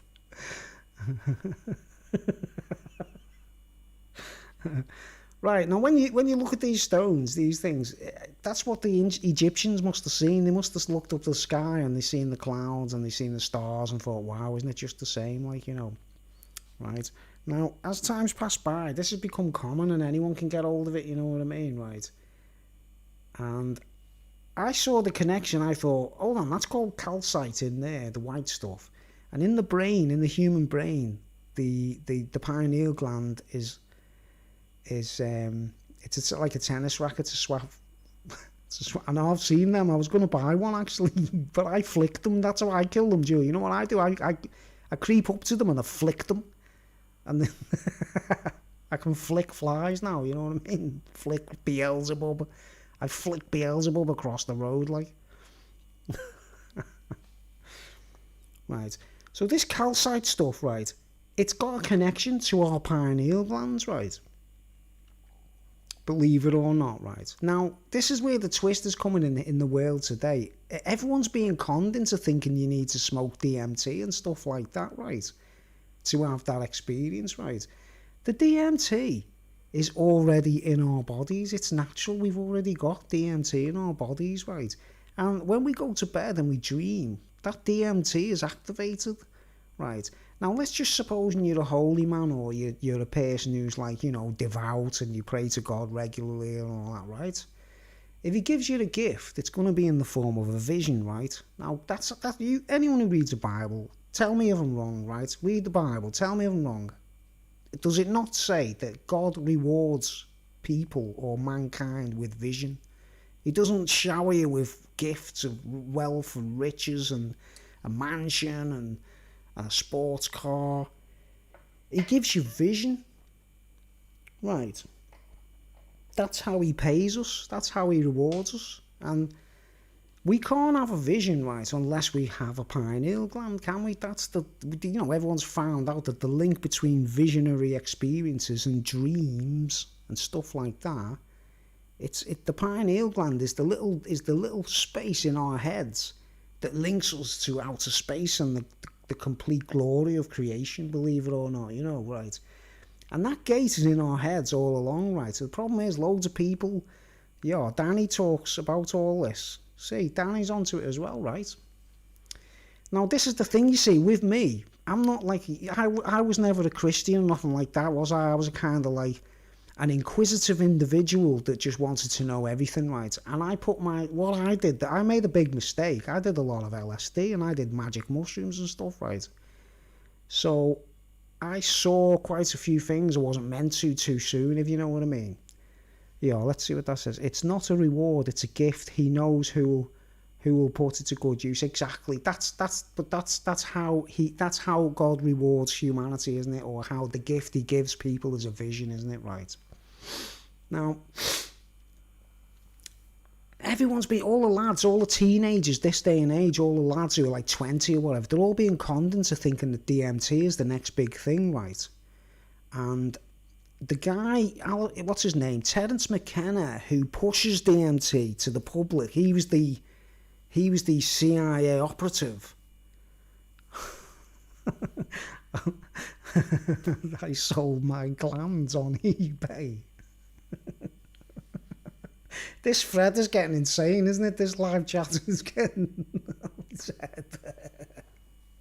I'm trying to talk like, what's the word? Philosophically here. I keep going into comedy mode. Right. Where was I? The pineal. Oh man, what was I getting to there? I lost my flow. I lost my. You keep making me think of other things. For $1, virginity, 2.5.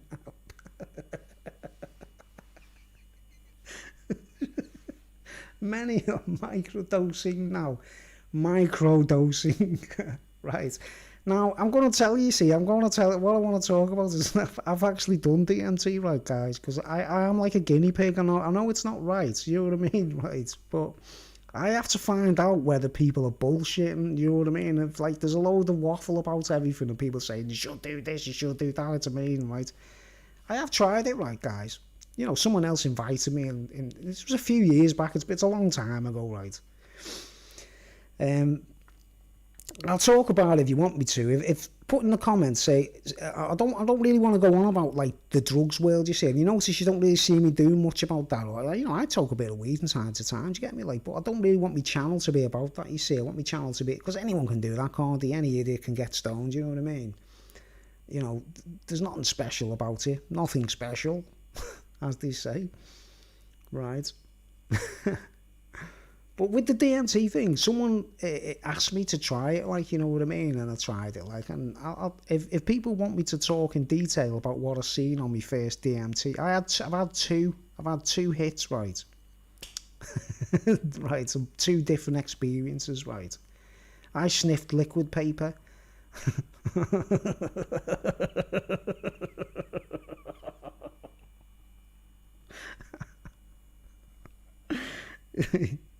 At least if you make a mistake, no one can see it. Liquid paper. Right, well, the DMT thing, if people want me to talk about what I've seen on DMT in detail and explain how I joined the dots already, and I've sort of like, there's no mystery whatsoever, you know what I mean? I knew exactly what I was seeing, right? If you want me to talk about my first DMT experience, put it in the chat and say, yeah, I'd like to hear, what's that? Lol, yeah, and all of that Evo stick that Dad brought home. Oh man, bad headache time that, wasn't it? Julie was a glue sniffer.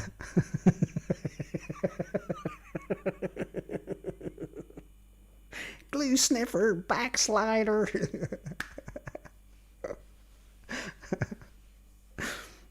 Right.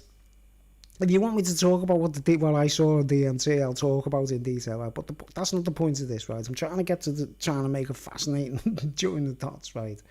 Now the stone, right? This stuff, calcite, right? Is that stuff is in our brains. It's actually that stuff is in our brains. That's what the pineal gland is actually made of, that, believe it or not. In the, like the way we've got like gristle and bone and things like that in other parts of our body. Well, calcite is what, yeah, preach it, brother. Yeah, preach it, brother. Amen. I never evangelised, do I? You know what I mean? But, man, if I started praying online, people would be blown away. Like, the whole world lost their brain cells with the mark. Exactly right. Well, a lot of things can destroy brain cells, can't they, you see? Right, I've been through it when I was younger, because I didn't know nothing about God, you get me? Like, until I was like 20. Well, how old was I? I didn't actually think there was a God until I was 33. Believe it or not, you know what I mean? And that was because of, God himself told me he was there, and that was what happened to me. That was my experience, you know what I mean? I'll go into that in another speech, right?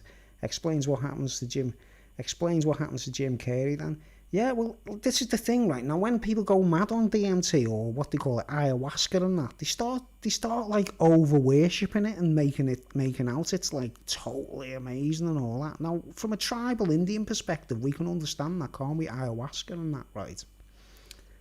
But DMT, you can extract it from grass.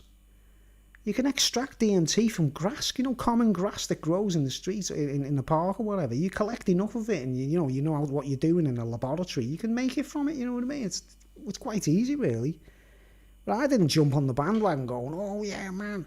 I'd already had enough visions without any drugs to even be bothered going there. If you know what I mean? But the thing is, what DMT does is it activates the pineal gland. It's a quick fix to open the pineal gland, and it's cheating. It's not supposed to happen. We're not supposed to do that, right, guys? Now, have you ever seen any footage on No Wonder My Dog Eats Grass? Exactly. That's why animals eat grass, folks. They get a DMT hit off it. That's why lions and tigers eat leaves and stuff like that. Their bodies are not corrupted like our bodies are corrupted with foods and drinks and stuff. And when they eat a bit of grass, they get like hallucinations and stuff. Do you understand?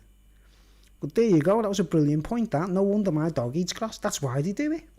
That's exactly why. And it's bad for them, isn't it? It makes them shit funny or whatever, like, Right, I've lost me flow of thought. I keep reading the things and I'm like flying off me. Where was it going? Oh man, anyone like remind me where I was just? Done it again. It's hard work, this live stream stuff when you talking like. Oh man, where was I? I was on a flow. What was it? And caterpillars eat it too. Hallucinations. Yeah, and the caterpillars eat it to hallucinate that they are a butterfly. No, Caterpillar Man ate some grass, man. Hey, Caterpillar Man ate some, like, and he looked in the mirror and he had wings.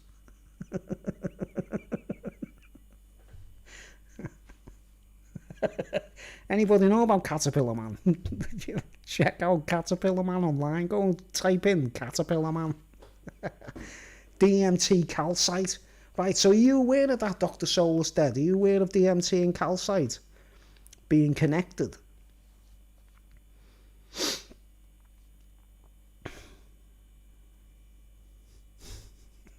This thread is off its head, isn't it? How many viewers have we got? We've got 6 viewers. Oh no, how many viewers now? Does it say? I don't know, Got a few viewers. It says concurrent viewers. Concurrent viewers. What does that mean? This is they're going for a world record here. We've got more views than ever here, man. No, but Superman had to make his crystals glow. Right, well, it's cheating, you see. Now, remember, the CIA or FBI operative on behalf of America that was sent to tell everyone to start smoking DMT was Terence McKenna, right? And someone, when someone first introduced me and said, try this, like, you know what I mean, and listen, and he gave me a load of recordings of Terence McKenna to listen to, right, you know what I mean, and he gave me the creeps. He was like, when you sit in a dark room and you smoke your DMT, then inhale it and swallow it and hold it in for a couple of seconds, as long as you can.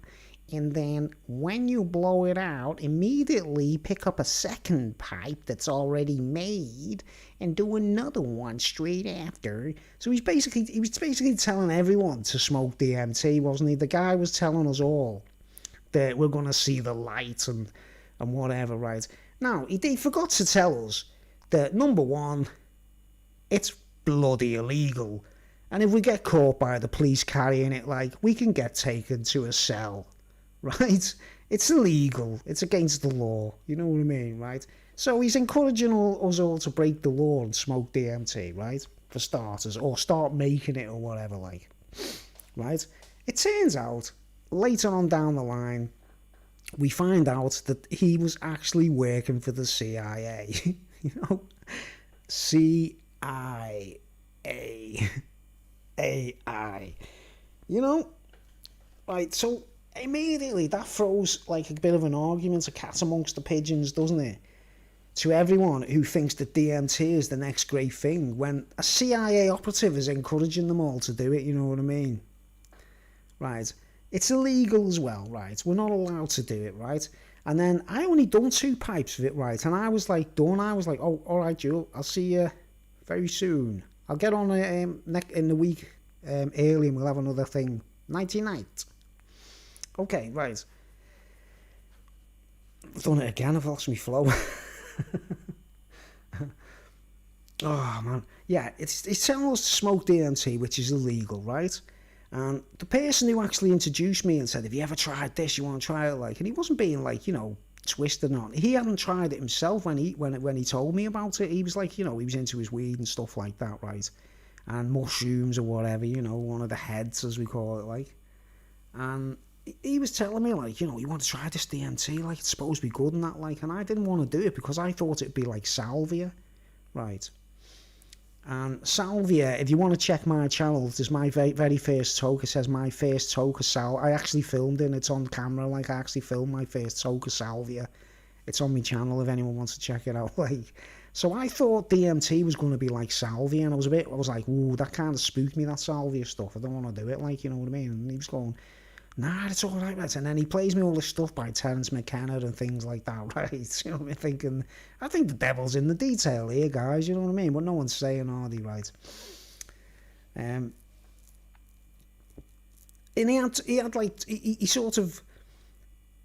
hadn't tried it, you see. So I sat in a room with him and he said, if you watch me do it and I'm all right, then, you know, you try it and, like, you know, you'll know it's okay, like, do you know what I mean? That was the way he done it, like.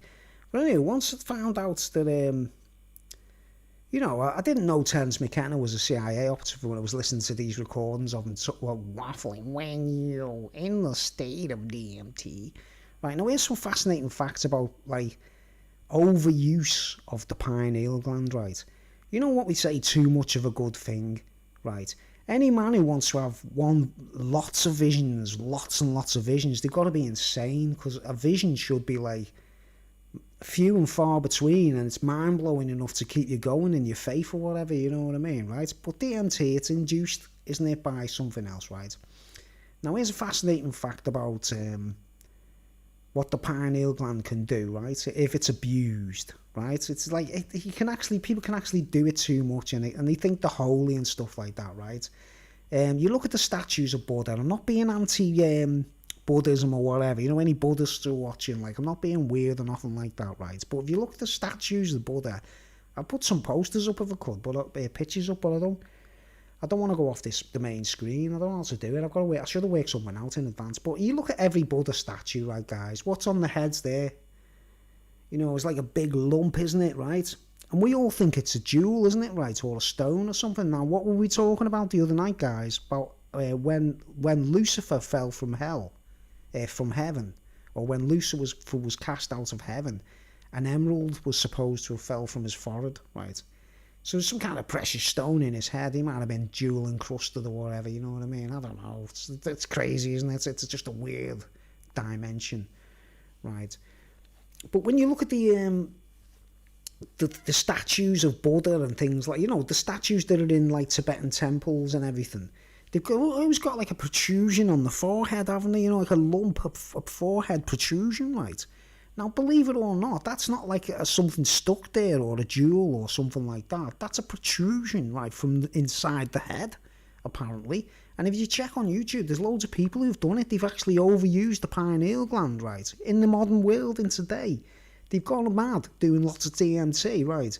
And they've slowly but surely started to develop the same thing as the Buddhists. You know what I mean? It's actually inside. It's actually coming from inside the skull, right? So, do you think that, you know, when the Bible says they receive a mark on their foreheads? I mean, it could be anything, couldn't it? Like a headband with symbolism on it, or a badge of authority, or it could be like a protrusion, because it's like, and we're talking like it's from inside the brain, guys. Think about the pineal gland is at the back of the brain, isn't it? Right? It's at the back, and that's gonna like. Well, every Buddhist statue's got one, hasn't it? Every statue's got one, like, and they're supposed to be telling everyone. Now, the other mad thing about every Buddhist statue is they've usually got blue eyes, right? So, something doesn't make sense, does it? Do you know what I mean? Right. Now, when I actually told someone about the DMT thing. I tried that DMT there, like, you know what I mean? And, you know, and the person who was talking to, he obviously knew a lot more than me about, you know, weed and things like that. And he went, you know, you got to be careful with that stuff, you know, it's very addictive, right? And I was like, hold on. So it's addictive as well. Now, I've only done 2 soaks of it, and that we're talking a good few years ago, you know what I mean? So I didn't carry on with it, like, so I never got to that point, like, but it's as though in my life someone's always tried to tempt me with something addictive, do you know what I mean? They've always pop up on my path, and they're trying to get me into addictive things, you know what I mean? Like, to sort of throw me off the track, right? And I actually, when this lad told me, he said it's actually, I was like, is that a fact? Is DMT addictive? And he went, it's very addictive, yeah. Once people get into it, they become addicts. And obviously Terence McKenna was an addict, wasn't he? You know what I mean?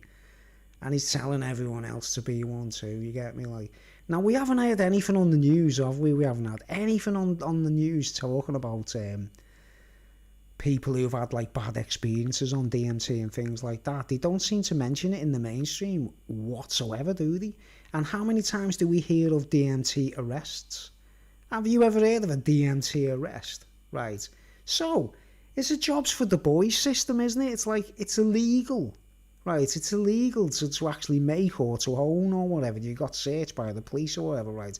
But there seems to be a secret society out there that are allowed to do it, like, do you understand? Like, where it's like, because Terence McKenna was a CIA operative, which means he must have been in with the police, right? And this lad tells me it's actually addictive, and I'm thinking, hold on here, man. So that made me think twice about going back and doing it again or trying to pursue it, like. But I noticed it was like when people were introducing me to that realm, they were like, you know, the way that you dangle a carrot before a donkey. They were sort of like, I might be able to get you some DMT if you're interested, but you got to like buy like lots of it in a vial and things like that. And it ended up, it was like, you mean, so I've got to like literally, like, you know, sort of like kiss feet or something to get there. Is that what you're saying? You basically, you know, just like all the other things in the drugs world, you know, that kind of thing where you got to bum round people and stuff like that, you know. So I immediately, as soon as I heard that Terence McKenna's a CIA operative, it's addictive, it's illegal for some, but it's legal for others, right? And it's not part of God's vision, right? You see, it's not like we see. You can have a nice experience from it, right? But you do see. Everyone thinks they're seeing aliens and stuff, and you're just seeing frogs and toads. Like on the earlier speech, you know, the last live speech I talked about the DMT hit, and you see like eyeballs and everyone thinks it's aliens and it's, you know, something alien. It's not, it's the realm of the frogs and the toads, man. You know, you're just kind of intertwining with them lot, right? So the picture behind me, right, guys, the breakthrough, right? Now, what my intentions with this picture is meant to be, it's only acrylic, right? It's acrylic on canvas. And I've put a real piece of gold in it, right? There's a real piece of gold at the very centre of it. And I've got to put some lapis onto it as well, real lapis onto the picture itself, right? And I've got to paint the calcite. I haven't painted. You see, those bits, the white bits, you know, I haven't put them in yet, you know what I mean? And that will bring it up, you know, make it look more realistic and all that kind of stuff. And my intention is, right, guys, as an artist, I'm going to activate people's pineal glands without any drugs. Do you understand? I'm going to let people look at that picture when it's finished. I don't know, I might have an exhibition. I might do a few pictures and try to do an exhibition or something locally in one of the local art places. And my intention is, when it's not finished, it's not signed. I've been working on that for, oh man, how many times have you seen this in my videos, guys? It's 4 years or something. I started it a long time ago, right? And the reason I haven't finished it is I've only just sussed out using a time-lapse camera. You know, I want to film everything I paint or draw. I like to film it, right? You know what I mean? I'll give you an example, right? I'll give you an example. In a minute, right? I've just sussed out using a time-lapse camera. So, you know, if you paint an entire picture, you could spend like 3 hours or something. You get like a video of it done in like 10 minutes, don't you? You get me? Like, so it's like it's a really exciting thing for me as an artist to work in time-lapse, you know. Hang on, where we going? We've got live chat. Right. Yeah, but what I've intended to do with this picture, I'm gonna actually activate people's pineal glands. It might not happen immediately, you know what I mean? It might not happen immediately. You've got, you know, when you stare at a picture and you contemplate it, like, you know what I mean? You've got to be in a gallery and look at a real picture in the flesh, haven't you, to get that experience, you know what I mean? It's like seeing a live band, and you can watch a video of a band live, but it's not the same as watching them in the concert hall, is it, you know what I mean? Or being at the venue, right? Well, you know, we can look at Salvador Dali pictures and Rembrandts and stuff like that, and there's nothing like going to see them, right? Now, one of the things I never do, guys, is go to galleries and look at paintings and stuff, because I don't want it to affect my own personal work as a painter. I don't want to be like, look at loads of paintings of famous painters and then go home and then start painting things and I'm bouncing off what they did and it affects me. I want to be as original as I possibly can, right? And this picture, right, it's a maze. Obviously, you can see it's a maze. It's a series. I'll go into more detail and talk about it, right? But it's going to be a series. The next picture in the series is going to be, you know, the Prince logo. You know, Prince, the singer. I'm going to... Because, you know, Prince, and it's going to be pop art. I think Prince is the Prince of Pop, you know, or the King of Pop even, like, you know. So, the next stage is pop art, you know what I mean? I do things in stages, and it takes years working on them, you know what I mean? But what I've got to do is I've got to add the calcite in the picture, you know, the white bits, and I've got to seal it, and I've got to put bits of thing in, right? And here's the other breakthrough. As an artist, right, you know... I don't know, is this a breakthrough or what? Is this a eureka moment, guys, right? I want to know if this is like, because I believe as an artist, I'm breaking new ground, and I've done something really groundbreaking, right? And it's already started, as you can see, it's already there. It's been there a few years, you know, I've been painting a few years, right? So, not actually painting it, but it's been left as it is, right? You know the way the old artists couldn't work without, they didn't have any blue paint. Do you know what I mean? And to get the colour blue, they had to crush one of these into powder, a lapis lazuli stone. You know the lad who, Mandela, when you said, what is that? I don't know what it is, lapis. Well, if you look into the art world and you watch any videos about Turner or any of the great painters, this stuff to them was more valuable than gold, because it's what they crushed it to make blue paint, to make the pigment blue. Right, and then they added the stuff to it, the oil or whatever, and that gave them the colour blue when they were painting, you know what I mean? And it was like, you know, like a fashion, you know, in the world of art, when they got onto it, it was like wildfire. Everyone was onto this rock. just to crush it as an artist, right? You know, without any monetary value, without any, like, what the pharaohs seen in it and things like that, right? So that's my great breakthrough in the world. I'm going to, instead of crushing that stone and making blue paint, right?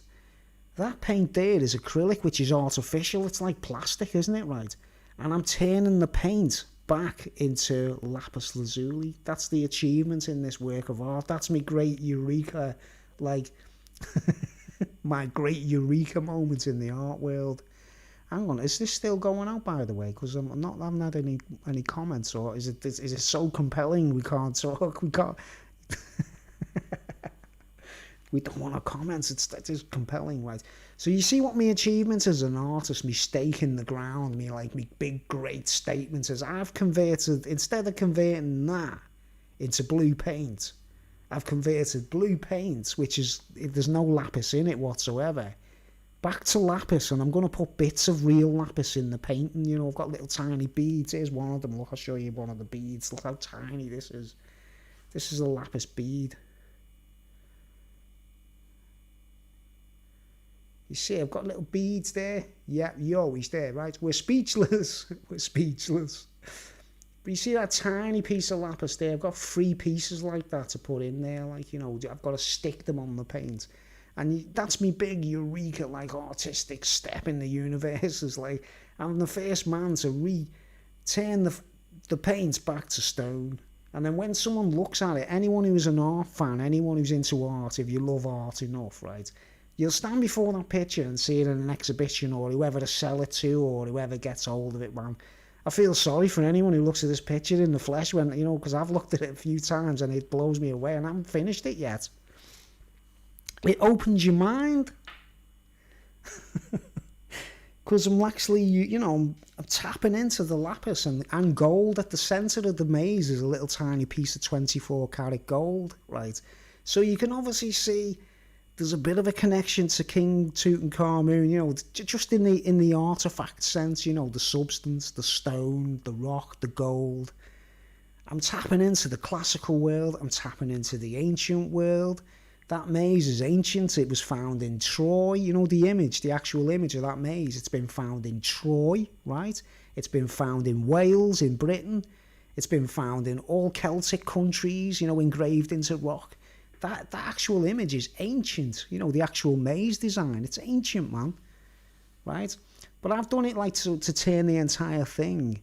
Yeah, it's the golden age. That's what it's about, the golden age. Back to, we were given that, you know, instead, we're cutting out the kings and the queens, we're cutting out the emperors, and we're giving the wealth back to the people, if you know what I mean. We'll be like, all that gold paint, the gold paint on that is acrylic. Now, I was thinking of completely covering it in gold leaf, you know, like Gustav Klimt. If you can see it, you can see there's a tribute to, there's a bit of Van Gogh in there. There's a bit of Gustav Klimt in there. You know what I mean? If you look closely at the way the brush strokes, the way I've done it, I've really, you know, layered it on thick, like, you know what I mean? So hopefully, I put that there on the stand, on the easel, because I'm hoping to finish it in the next couple of days and do a time-lapse video of it, right? Time-lapse video. So it'd be interesting. I've already done one version. If you go on my channel, there's a video of it from the very beginning when I started painting it. You know, I used photographs though. I was taking, that's why I took a break, you know what I mean? I was like painting and I'd stop and take a picture and paint, stop and take a picture, a little bit of video. Because I wanted a track record, you know, a documentation of the recording. Whenever I paint or draw pictures, I want to record it right. Now, have you seen the time-lapse? So what do you think about that, guys? Is that a eureka thing? Do you think anyone in the art world, like critics or whatever, if they see that I've actually like made the link between Van Gogh and Rembrandt and their blue pigments, their lapis lazuli, like I've turned the paint back into the stone, you know what I mean? This like huge link to the great classical artists, you know what I mean? Now I'll show you one of me. Has any of you seen me time lapse on my channel of the drawing I did, where I drew a picture and it's time lapsed? Has anyone seen that? It's like a drawing of 3 arrows. It looks like an eyeball. Have you actually seen that one, guys? because I'll put it on now and let you see it, because it's time lapsed, and it's, you know, it's when I discovered I could use my video camera to time lapse, and I didn't realise I could do it. You know what I mean? I was like, wow, I don't have to photograph things one at a time now. Well, would you like to see me time lapse of one of my pictures? No, but I can't wait to watch it. Okay, let's go. Now, at the moment, I won't be able to read the comments once I flick over, okay, guys? So, right. Now, where are we? Let's see. I'll have to open another channel. I can't read you at the moment, guys, so, you know, bear with me. I'll just find the video in question. Right. I'll show you one of my time lapses.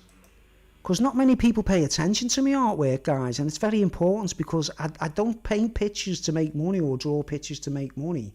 I do it to open people's minds.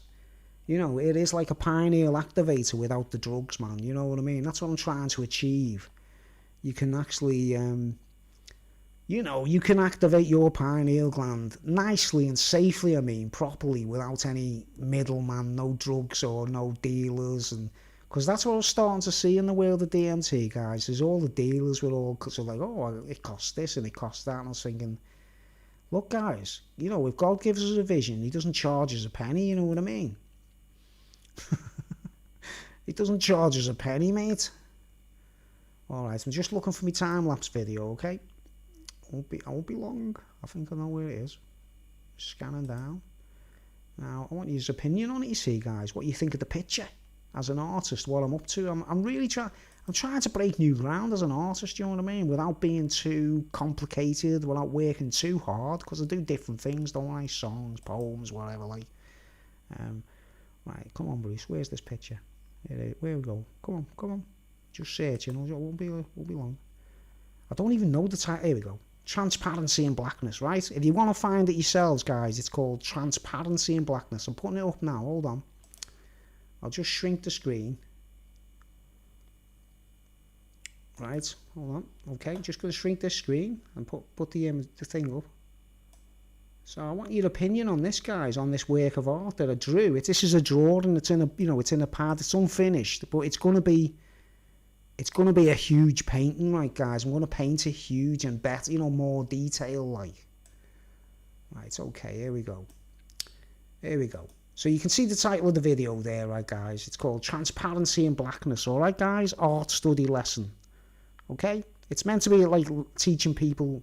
I'm trying to encourage artists to paint or draw, right?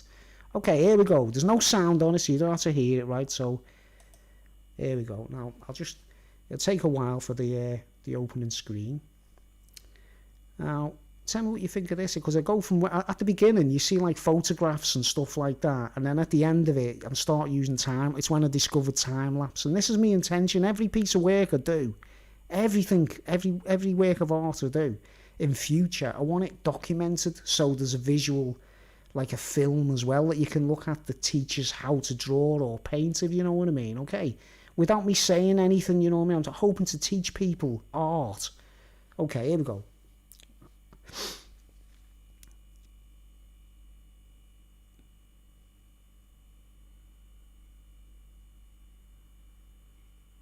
Starts off with just little squiggles of pencil on paper, right?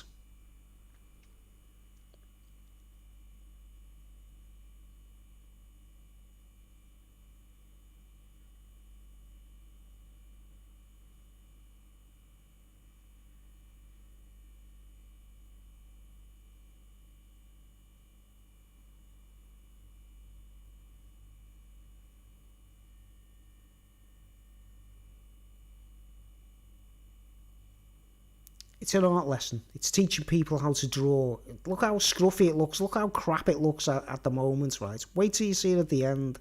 It's still not finished, right, guys? It's unfinished. Right, that's a little scorpion there. That represents my star sign. You know, when I was born, you know where the planets are when you're born. I'm not, I'm not obsessed with thingy. It's about where the position of the stars, you know what I mean, right? Well, look how scruffy it looks. See the pencil, how scatty it is. And then you get the eraser out.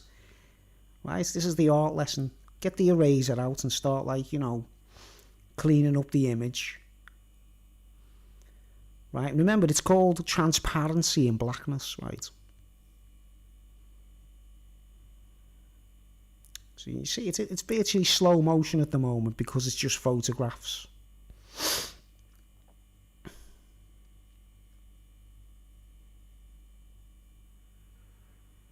And before anyone asks, no, they're not number 6s. It's a Celtic pattern.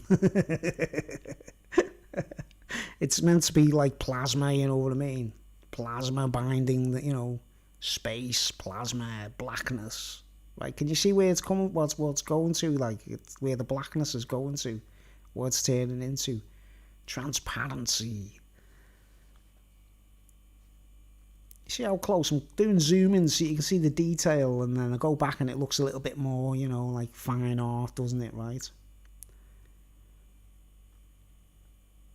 See me eraser there, I'm using me rubber there, I've rubbed out certain bits and start like tidying things up with a pen and an ink pen, you know, or a felt tip or whatever, like. Bruce's commentary on his artwork. Okay, you can see there's 3 arrows, that represents like tribal... You know, tribal law, man. You know, like Indians. You know, I'm not with the cowboys, guys. I'm with the Indians. You understand? It's like in the blink of an eye, the moment that all them 3 arrows collide. You know. Okay, now we see liquid dripping off the arrows, which is actually green. You know what I mean? It's green liquid. You can't really tell on these images, like. We haven't reached the time-lapse yet, folks. Wait till we reach the time-lapse when I discovered using a time-lapse camera, you know what I mean? Ladies and gentlemen, welcome to Bruce's Art School. Right, now you see those red things there? They gave it away a bit, don't they? You know, the little red bits? Right? What are you starting to see when you see those little red things? Like, I can't read any comments at the moment, by the way, guys, but, you know, I'll check it out when I'm finished. Right, so I'm just zooming in to show details, and this is how to draw a picture. Without saying a word, I'm trying to tell people how you can be a really good artist. You know, if you watch this over and over again, you will learn how to draw, trust me. Now, the colour on the feathers, they represent like Comanche Indians.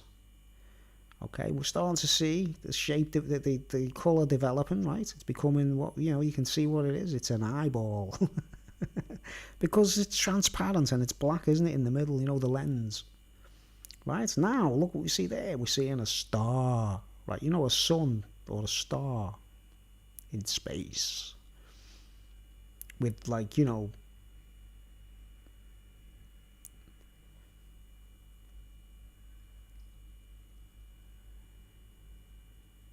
Okay, that's the photographs up to date. It's coming up to where I start using time-lapse now.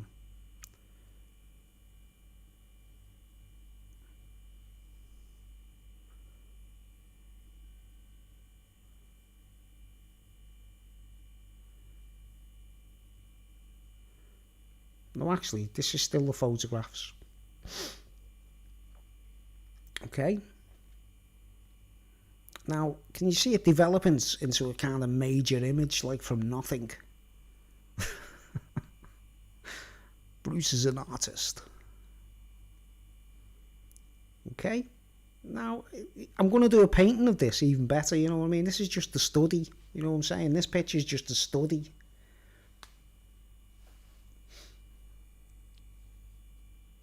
Now, you see the blackness, which represents the star is in space, isn't it? You know, it's meant to be a big star, it's in space. So the blackness of space, the vacuum of space, it's transparent. It's not black, it's transparent, isn't it? It's clear, but it always appears black. And then the eyeball is exactly the same, you know? Here we go. Watch this, guys. And we're off. Quite fascinating, this, folks.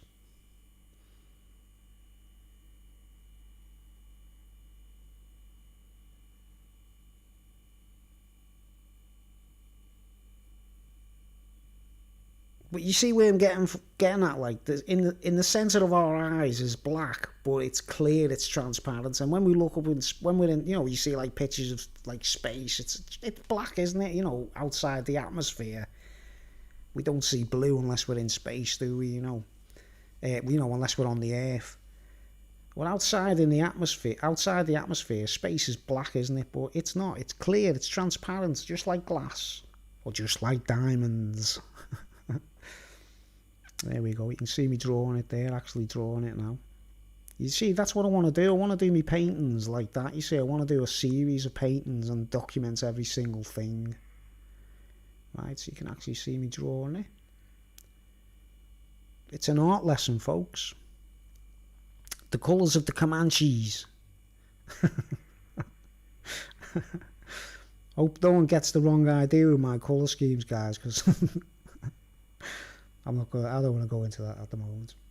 Right, see, and you can see where I'm taking photographs in between, you know what I mean? I'm drawing the picture, I'm taking picture. Look, get the eraser out. Get the rubber out, start rubbing it. In America, you call it an eraser. An eraser. Over here, we call it a rubber. In Britain, we call it a rubber, right? And in America, a rubber is a condom, isn't it? You know what I mean? Get the rubber out.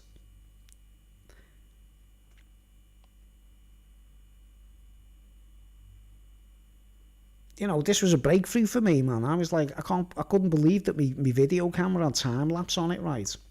So I did this as an experiment, you know what I mean, right? And honestly, I was drawing this for about, it must have been 5 hours or something, like, you know what I mean? Look, I've got my little microscope out there, my magnifying glass, to draw the details on the scorpion.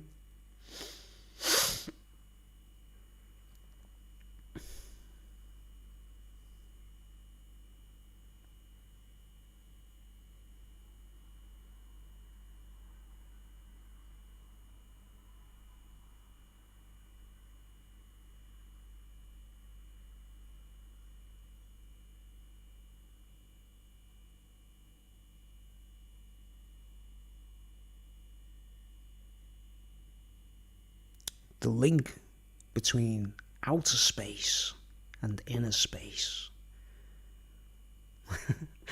Bruce's pineal activator, without drugs, without dealers, without Terence McKenna.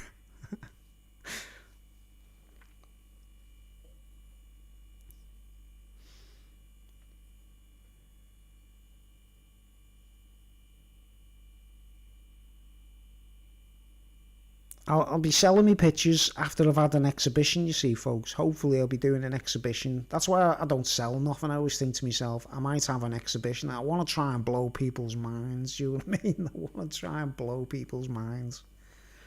Make them think, make the penny drop. Without force feed, without being religious, without being dictating or anything like that, you know. I want people to think for themselves, have a free way of thinking, just like make their own minds up, right? Here we go. Here's the blackness of space, from the blackness in the eyeball, from inner space to outer space in one big massive leap, basically. Inner space to outer space. Here we go. I'm adding the blackness. It's like, isn't it? It's like a tattoo, isn't it? You know, the way I draw, the way I use ink, I work like a tattooist on paper, basically. See, I could be a tattooist, couldn't I? I could be going, man, doing that on someone's body, you know what I mean? But I wouldn't do that, you know what I mean? I'd rather people buy me pictures instead of get a tattoo, you know.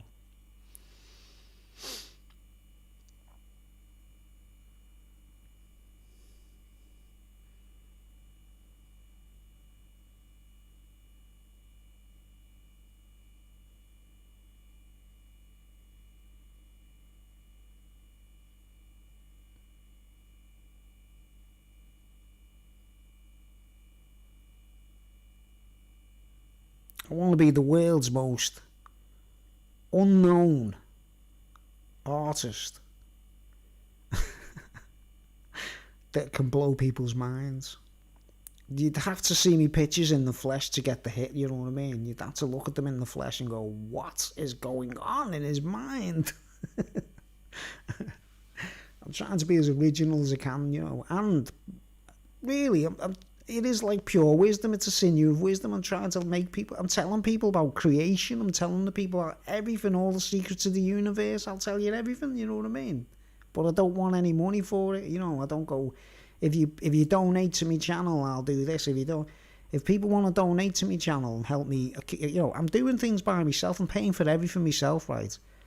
a little bit later on down the line, I'll try and get people, you know, I don't mean the people who haven't got any money, obviously, I'm talking about if anyone watches my channel, if they're quite wealthy, you know, I'll be saying, if you donate to me, like, you know what I mean, you might get a picture at the end of it or whatever, I'll post a picture to you or whatever, you know what I mean, I've got a lot of works of art that I'd like to share, you see.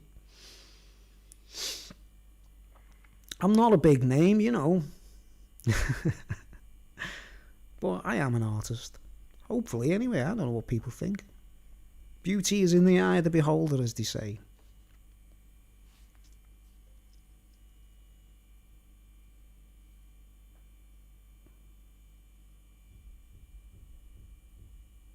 But I'm basically showing how I work, if that makes any sense.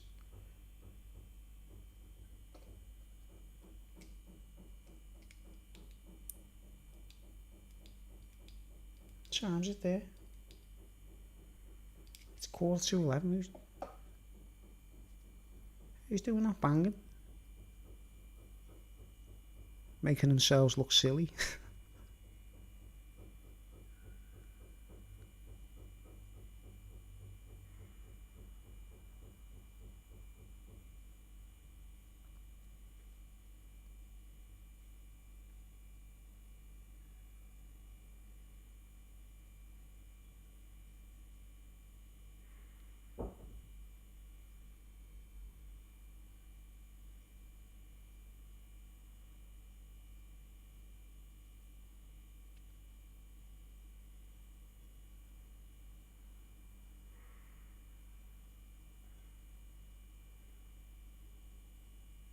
Okay, I'm leaving it on, guys. I know you might be a bit like bored by now, but I'm just leaving it on till it finishes. It's not, you know, not long to go. But it's an example of me time lapsing my artwork. I don't make any money, you know, guys. I don't sell nothing or make any money in art or anything like that at the moment. You know what I mean? I'm on social security, and I don't sell anything. I've never sold a CD, I don't sell anything online in my music, I don't put anything on Spotify or iTunes, anything like that. I want to be completely sort of unknown, but blow people's minds. I'm making crazy noises here, man, I don't know what's going on. But I am in my living room talking, aren't I? I'm not like, you know, standing on a soapbox in the street like.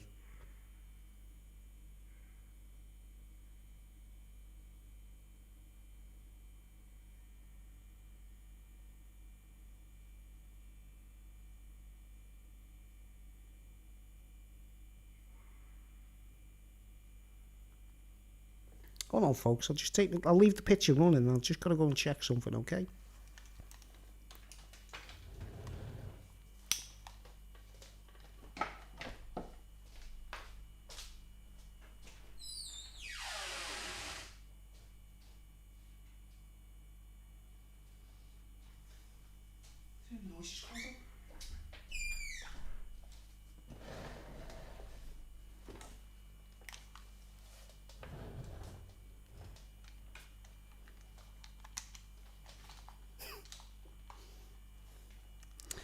You just hear the noise there. I don't know what that was about, like. People banging and that, like. Okay, I'll pause it there. It's near the end anyway. Right. Okay. So, let's get back to the main screen.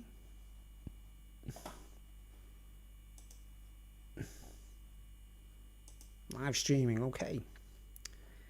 I'm listening but laying down. I was close, lol.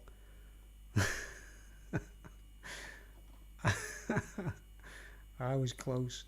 Okay, right. Back in the big picture now, right? I've got my things sorted. Right, see, I'm reading people's comments now for the first time since I put the picture up, right?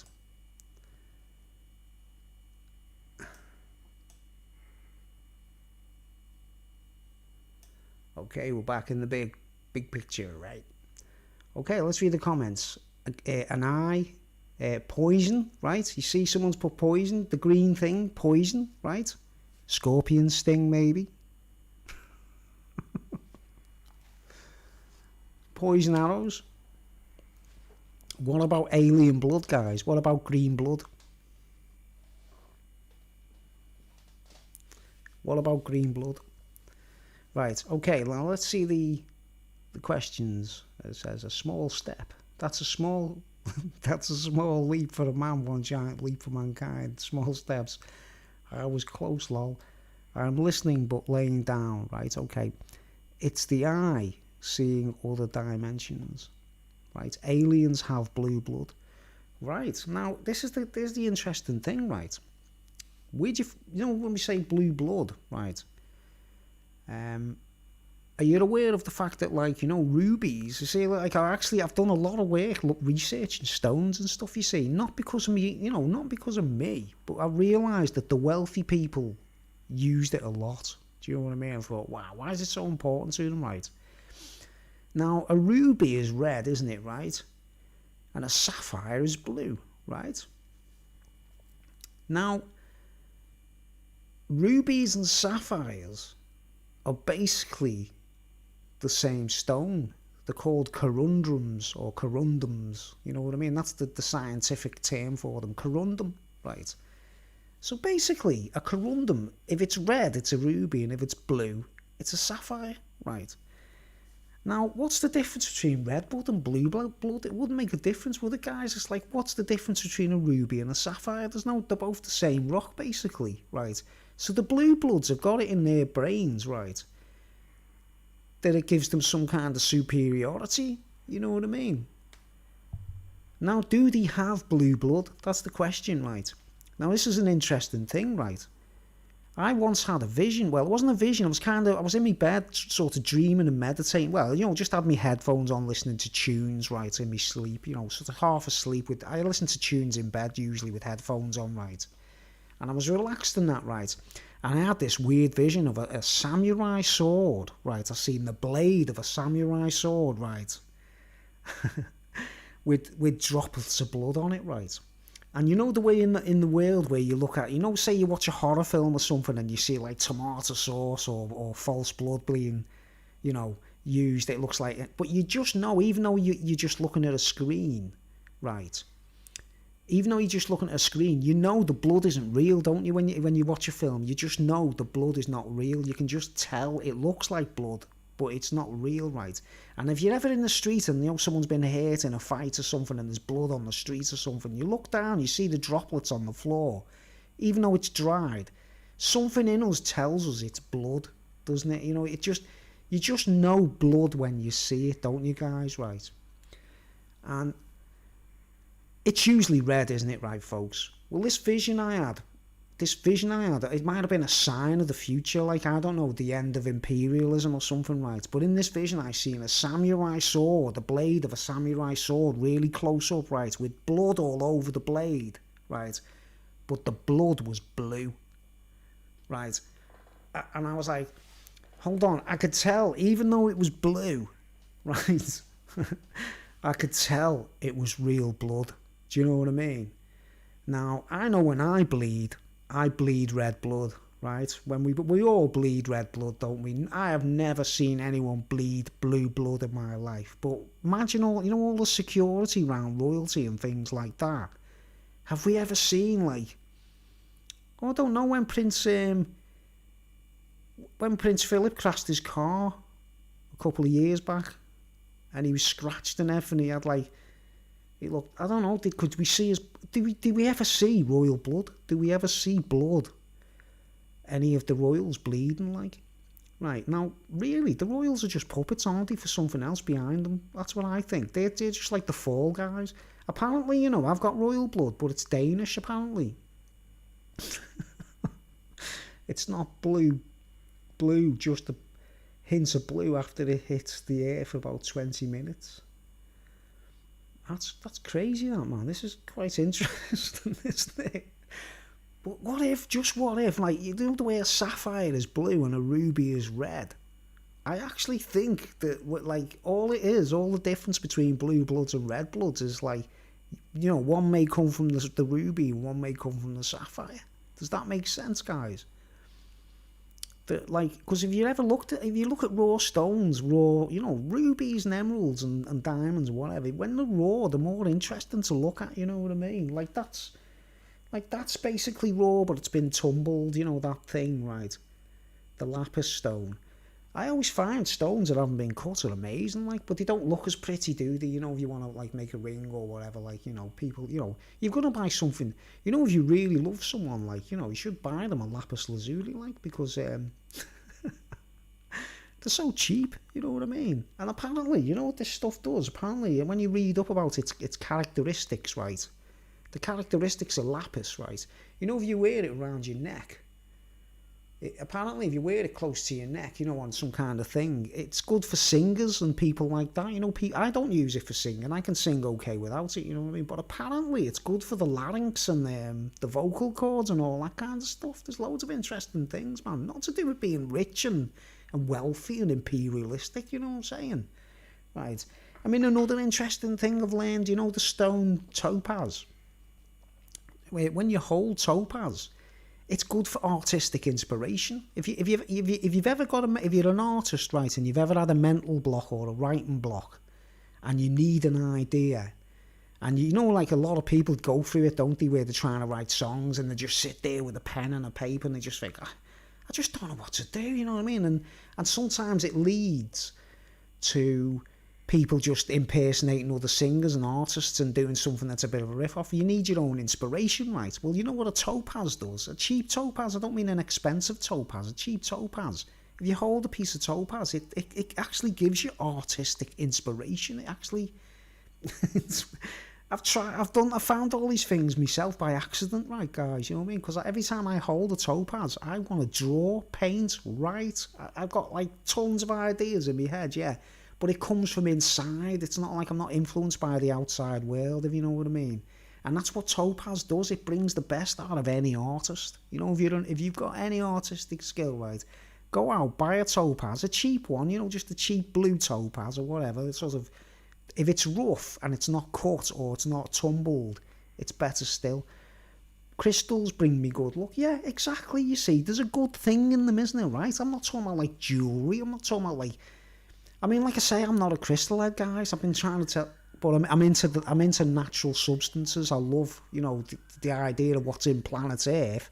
Whatever's been in planet Earth naturally, we were meant to find, weren't we, right, folks? But the royals and the royal bloodlines and the imperialists and all that, they've all, like, they've raided all the mines, haven't they? They've raided all the gold mines and the diamond mines before everyone else, and they're stripping the earth of its treasures just for money, aren't they, you see?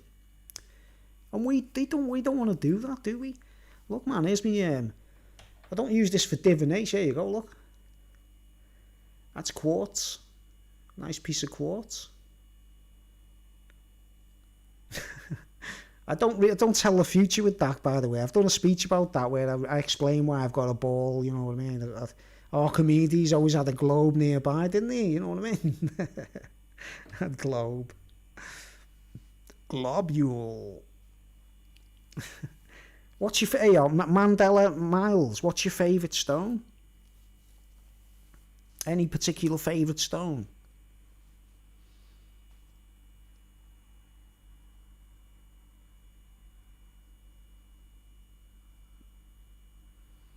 Exactly. They make poor people. Yeah, it's like blood diamonds, isn't it? They use indigenous people, don't they? Like, you know, like slaves to do all the dirty work, don't they? Exactly. They have slaves chained up, working in crappy conditions. Exactly. Oh man, it's bad, isn't it? And the people who own the mines are living in luxury, like.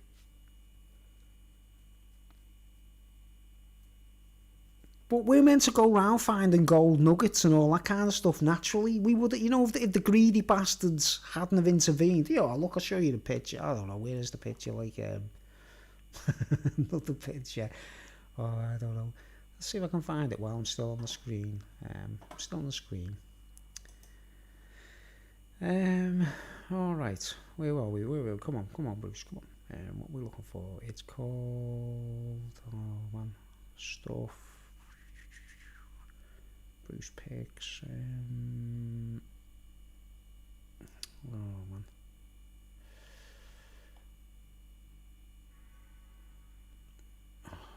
Come here. Where is it? Come here. Saved pictures. Is it that one? Let's have a look. Yeah, here it is, right. There's a picture where, yeah, it is here. Yeah. Okay, you know the average guy, right? You know, besides crystals, sapphire. Yeah, it's a good stone. Sapphire's a really good stone, you know what I mean? My actual birthstone is topaz. That's how I found out about it. I'm an art. Well, I've just proved I'm obsessed with art. I'm surrounded by art. I draw, I paint, I do music, whatever. My birthstone's a topaz. I'm Scorpio. Still a crystal. Well, a crystal, basically what a crystal is just a raw rock in its raw form, isn't it? And it's like, it's crystalline in shape, you know what I mean? Salt is a crystal, isn't it? Salt is a crystal. But anyway, like, we're meant to go round finding gold on the floor. You know, if you went to a pond or something or whatever and you find a gold, we were meant to find gold nuggets everywhere naturally, and it's just like, there's no monetary value to it, you know what I mean? It's just like a substance, right? But this is what happens, you see. They dig up all the gold, right? They dig up all the gold. I'll just shrink me picture. Hold on. I'll just shrink me picture, right? Now, what good is a load of gold all stacked up in bars, guys? What good is it like? What good is a load of gold all stacked up in bars? And then we get this kind of thing, right?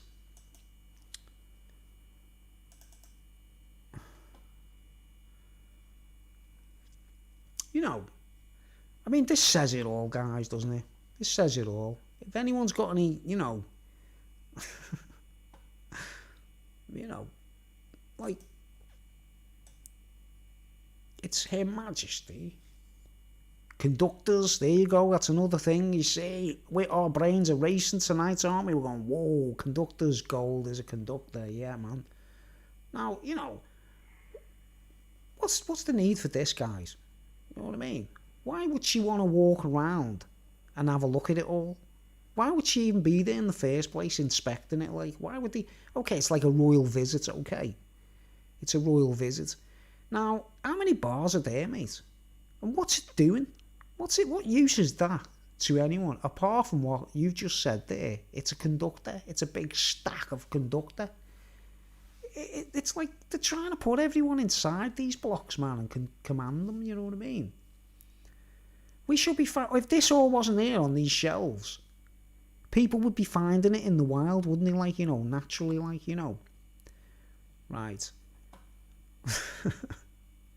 She's looking for children to kidnap and eat.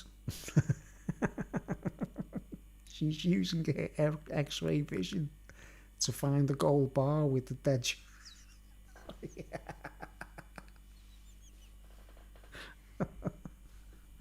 Oh my God. Do they have blue blood though? That's the question, isn't it, man? Has anyone ever seen the Queen bleeding or any royal member of the royal family bleeding? Right. Yeah. Like sapphires, man, right. Now, you know the Queen's favourite stone is sapphire. She wears... Have you noticed when she's in public, she's doing like dinners and things like that, you know, when they have the presidents over or whatever, or the pope, she meets the... She normally she has sapphire earrings, sapphire necklace, right? And which proves that she's more into the blue stone than the red stone, isn't she? Right. But her sapphires will be like flawless, priceless, very expensive. You know what I mean? Now I've used like raw sapphire, you know, raw sapphire stones to explore it, like, and they might even be opaque. They're not even transparent, and it's still mind blowing. It's still mind blowing, but because it doesn't look pretty and reflect the light, you know what I mean, and it's not transparent. You know what I'm saying? The transparency is like important to them, isn't it? You know, I have the priceless Diana ring. Oh, the Princess Diana ring. Hang on, Mandela Miles.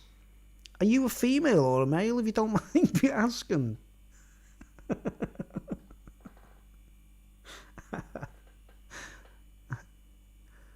The Princess Diana ring. I assume you're a female.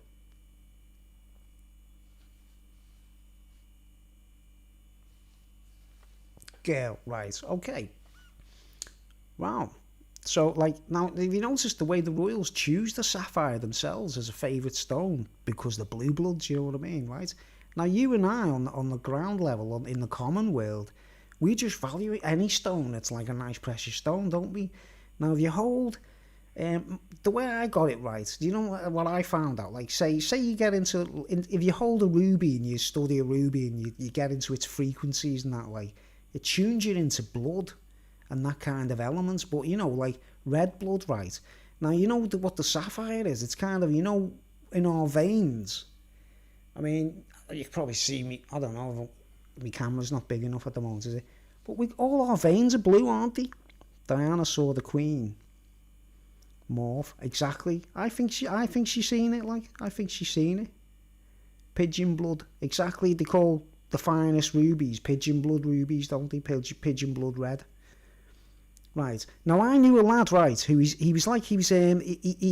sort of very, he was like a sort of William the Conqueror kind of character, and he was really, I think he was really into the royal family, but he never admitted it to me. He was some kind of agent or something, or soldier, whatever, right? He hated pigeons. He always wanted to kill them and that, like, he thought they were like pests and that, like. I love pigeons. I think they're amazing. He had this obsession. He didn't like pigeons, and I'd be like, "What's the problem?" He's like, "They're like flying rats and all that." I'm like, "Why is there so many of them in Trafalgar Square then?" And you know what I mean? If you're like, they can't get rid of them, like, can they? But isn't this? It says it all, doesn't it? Why is she walking around in amongst all that? This is like, all of these bars of gold were once nuggets in the earth once. You know what I mean? And now it's all there, all melted down, right? Why are they still saying, like, the country's poor or whatever and stuff like that? Or, anybody know? That says it all, doesn't it, right? But yeah, I think Diana, right, so you know what's happening, right, in the royals? They've, Diana has brought a bit of humanity to the family, if you know what I mean, and that's why Harry's doing what he's done. He's sort of, he's gone off the royal family, hasn't he? Right. Putin saw him morph too. Wow, I never knew that. That's a new one to me. Like, I didn't know that. Because I think Putin is the most honest world leader out there, if you know what I mean. I think he's the one that's, like, more than likely to tell it like it is. The Queen is dead. That's the Smiths, isn't it? Is she? Is that like a? But why do you think Harry has left the royal family already? Right, William is like, he's like got to be the king, hasn't he? In the future, he's got to go with the protocol, hasn't he? He can't, like. He said he's too scared to invite her back. Wow, that's weird. That's mad, isn't it? But, like, William seems like a decent chap, doesn't he, right? He's got to be the future king, right? But the difference between William and Charles, right, is that William's got Diana's genes. He knows they murdered his mother. Wow. Putin. Oh, my word. This is like a, we're getting into the Queen's people hypnotised Harry, it seems, and then fixed him up with Meghan. Yeah, but, like, we know that they're racialist, you see. I know they don't openly admit that, like, but they are racialist. Did you ever hear when Prince Philip went to China, and, he was caught saying, oh, you get fed up of seeing so many slitty eyes, you know what I mean? And, like, the racialists, aren't they? The racialists, you know what I mean? You've seen the footage of the Queen doing that, doing the Nazi salute when she was a kid. Well, it's a fascist thing, isn't it? It's like, that's a fascist salute, isn't it? Natives are kind of psychic here, or not. Well, there you go. Well, that kind of life, you see, the more we live with the in the raw, if we get away from our TV screens and our lives, the way what we're used to. I've done all that. Like, I've studied the native stuff, and yeah, Meghan is, she's definitely got Indian, like Canada is they've got their own Indians, haven't they? Like the Mohawks, and, you know, it's like all the way up to Alaska, isn't it? You know, we've got like... Now, why is the Queen the ruler of such a place? Like, you know, the Queen kidnapped... Yeah, this is a Canadian telling us this, right? From Canada in the 60s, or private picnic. Well, I heard, right, or I read, she made those children kiss her feet. That's the rumour. Have you heard that one? She apparently made the children, remembered when they grew up, she thought that they'd forget, right? When they all grew up, some of them, you know, when they became adults, one of them was saying, the Queen made us kiss her feet when we were children. Now, do you think that's true, guys? Do you think that could be true, or do you think that could be made up? I actually think it could be true. Yeah, Indian kids, indigenous children from Canada. Yeah, she visited the reservation or something, didn't she? And the kids in the school. And remember, she's the figurehead. She's the figurehead of Canada, isn't she? Here's a question for you, Mandela Miles. Do your coins in Canada still have the Queen's head on them?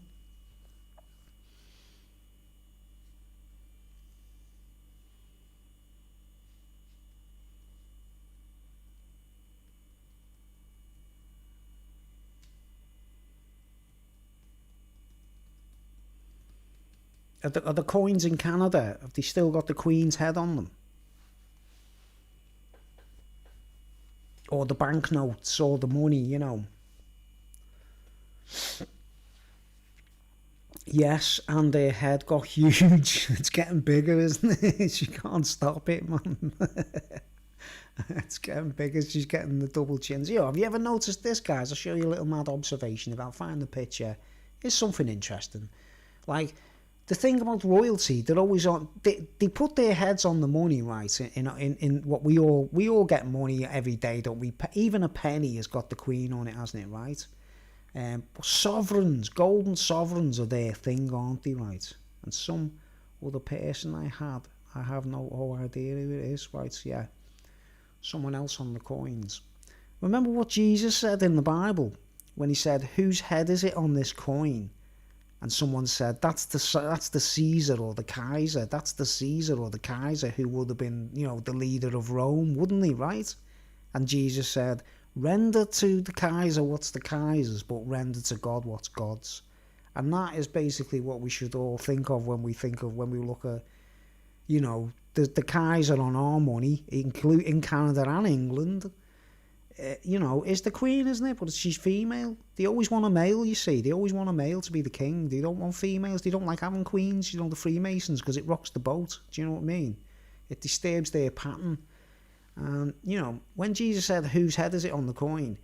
What an amazing thing to say. It's proof of the wisdom, isn't it? Like, render to the Caesar what's the Caesar's, but render to God what's God's.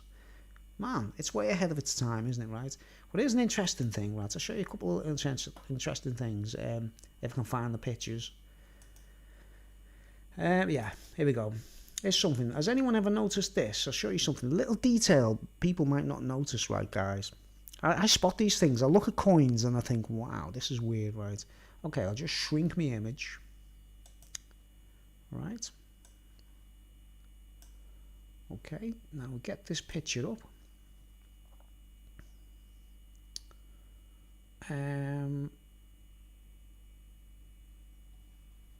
Okay, going full size. Here we go.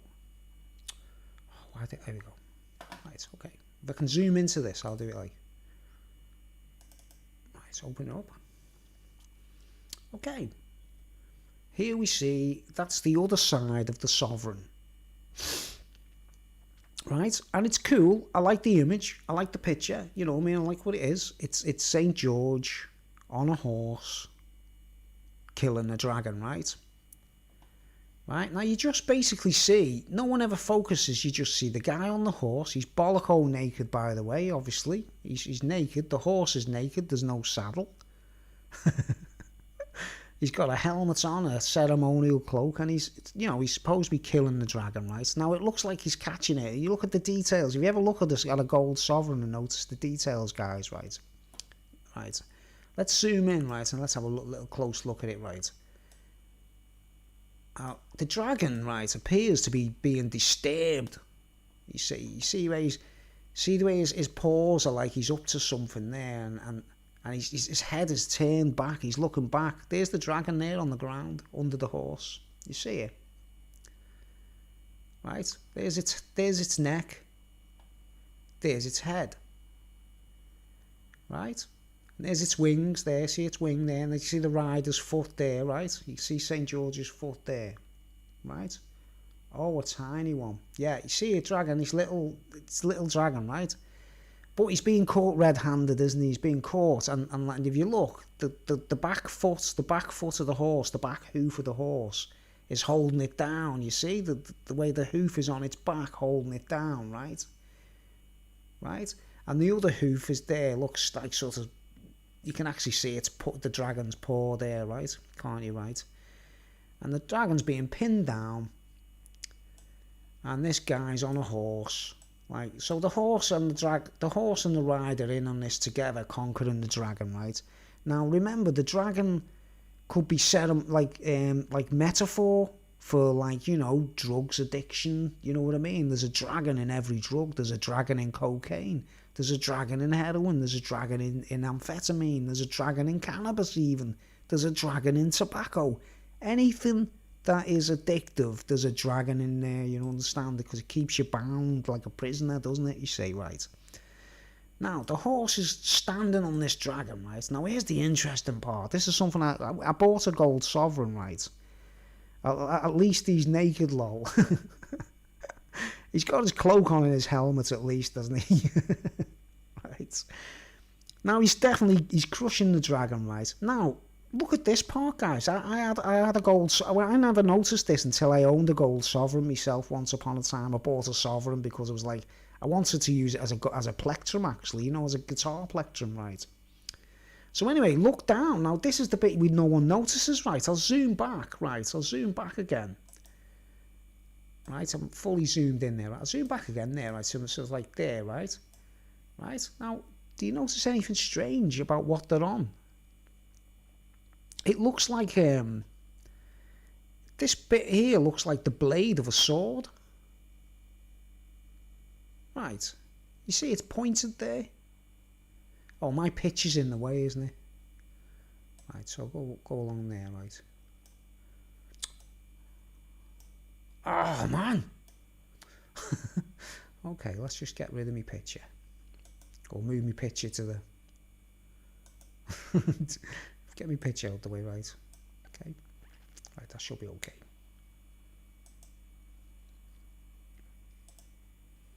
Right. We zoom back again, right? Now you see the signature there, the little thing there is the signature of the artist, the Italian artist who designed it, right? Right.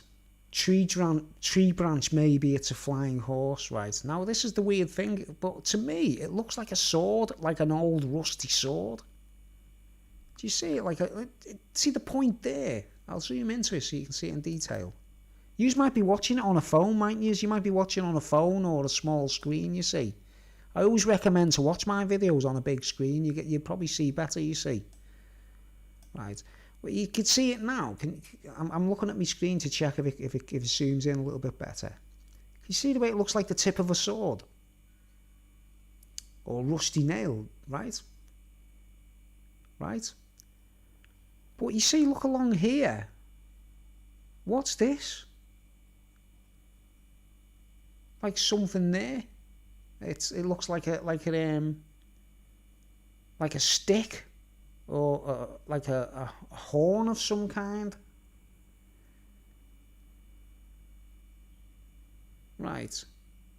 And I thought to myself, because why would the artist put that in there? What is it? You know, it's an Italian artist. Recently they've reissued it, you know, and the grandson of the original artist who designed this has done a brand new with handcuffs. There's loads of little things in there, you know what I mean? I'm seeing things now, like, because I've got it on a large screen. Right, but this thing here, man, this thing just like a stick. Right, now if I zoom back and I think about the size and the proportion, right, if you look at the horse, I'll just go down a bit, hold on. The horse seems to have like a protrusion there, man. Now, it might have been like some kind of unicorn or something, you know what I mean? And its horse has been, the horn has been broken off or something. Do you understand? Like the unicorn and the horn or whatever. Like, see the size of that? It could be like a horn, couldn't it? And it's come off. It's been in the battle, in the fight. It's been broken off, snapped off. You know what I mean? Because it's supposed to be a battle, isn't it? You know what I mean? It's supposed to be battling with a dragon, isn't it? Right, but in coins, man, you see some weird things in coins in the designs. But I always thought to myself, was that supposed to have been maybe a unicorn kind of creature or something? And it's in the battle, maybe the sword has caught it by accident and it's chopped it off by accident or something, I don't know, or the dragon has tried. But you see that there, it's like, it's sort of thicker at this end than it is at this end. It's like, it looks like a stick, doesn't it? Can you see it? I'm not like imagining that, am I? It's like a stick. But I was thinking a horn maybe, like, I don't know, it's weird. Well, a rusty sword blade, that's what I thought, you know what I mean? Like a proper old rusty sword, you know. Strange, very strange. I've got another observation about, you know, the American dollars, the American dollar coins, right? Right, so that's just an interesting thing. If you ever buy a sovereign, look at them yourself and you'll see what I mean, like. But on the other side of these things, the problem with it is, you know, when you buy a sovereign, on the other side, there's always the Queen's head, you know what I mean? Or, you know, Queen Victoria, or, you know, one of the kings, earlier quick kings or whatever, like. And I don't know, it's like, I've always thought the royals are responsible for dragons in the first place, haven't you, right now? So we've got this image of this, like, St. George and the dragon or whatever, right? So we go to, check out, have I got it on my pictures? You know, have you ever seen the coat of arms of London? It's two dragons. The horse knees were never like that. The horse's knees were never like that. Yeah, on the coat of arms of London is two dragons, isn't it? Is it not two dragons on the coat of arms of London? I haven't got that picture to show, really. I don't think I have, anyway. The coat of arms of London is two dragons, right? So, aren't they being a bit contradictory when they're putting on the back of a coin with the Queen's head on it, which is a sovereign, St. George conquering a dragon? Don't you think it's a bit peculiar? They're like biting their own tails. Here's an old picture of myself here, right, guys? You ready for a vintage picture of me?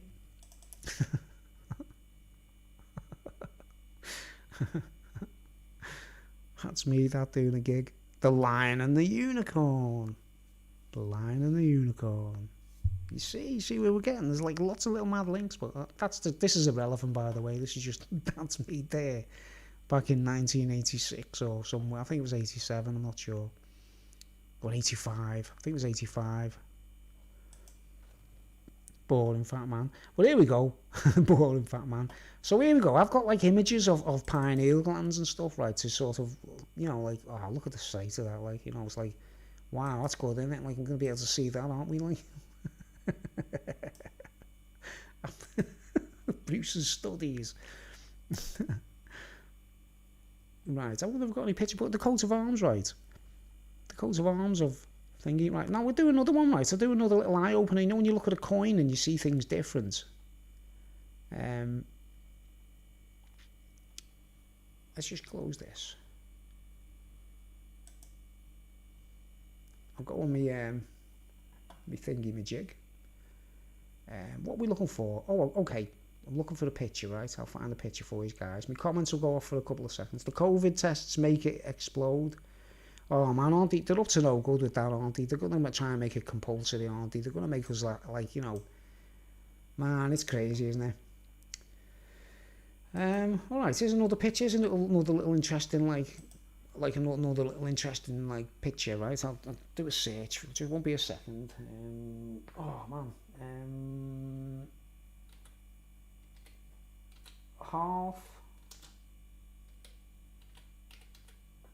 $50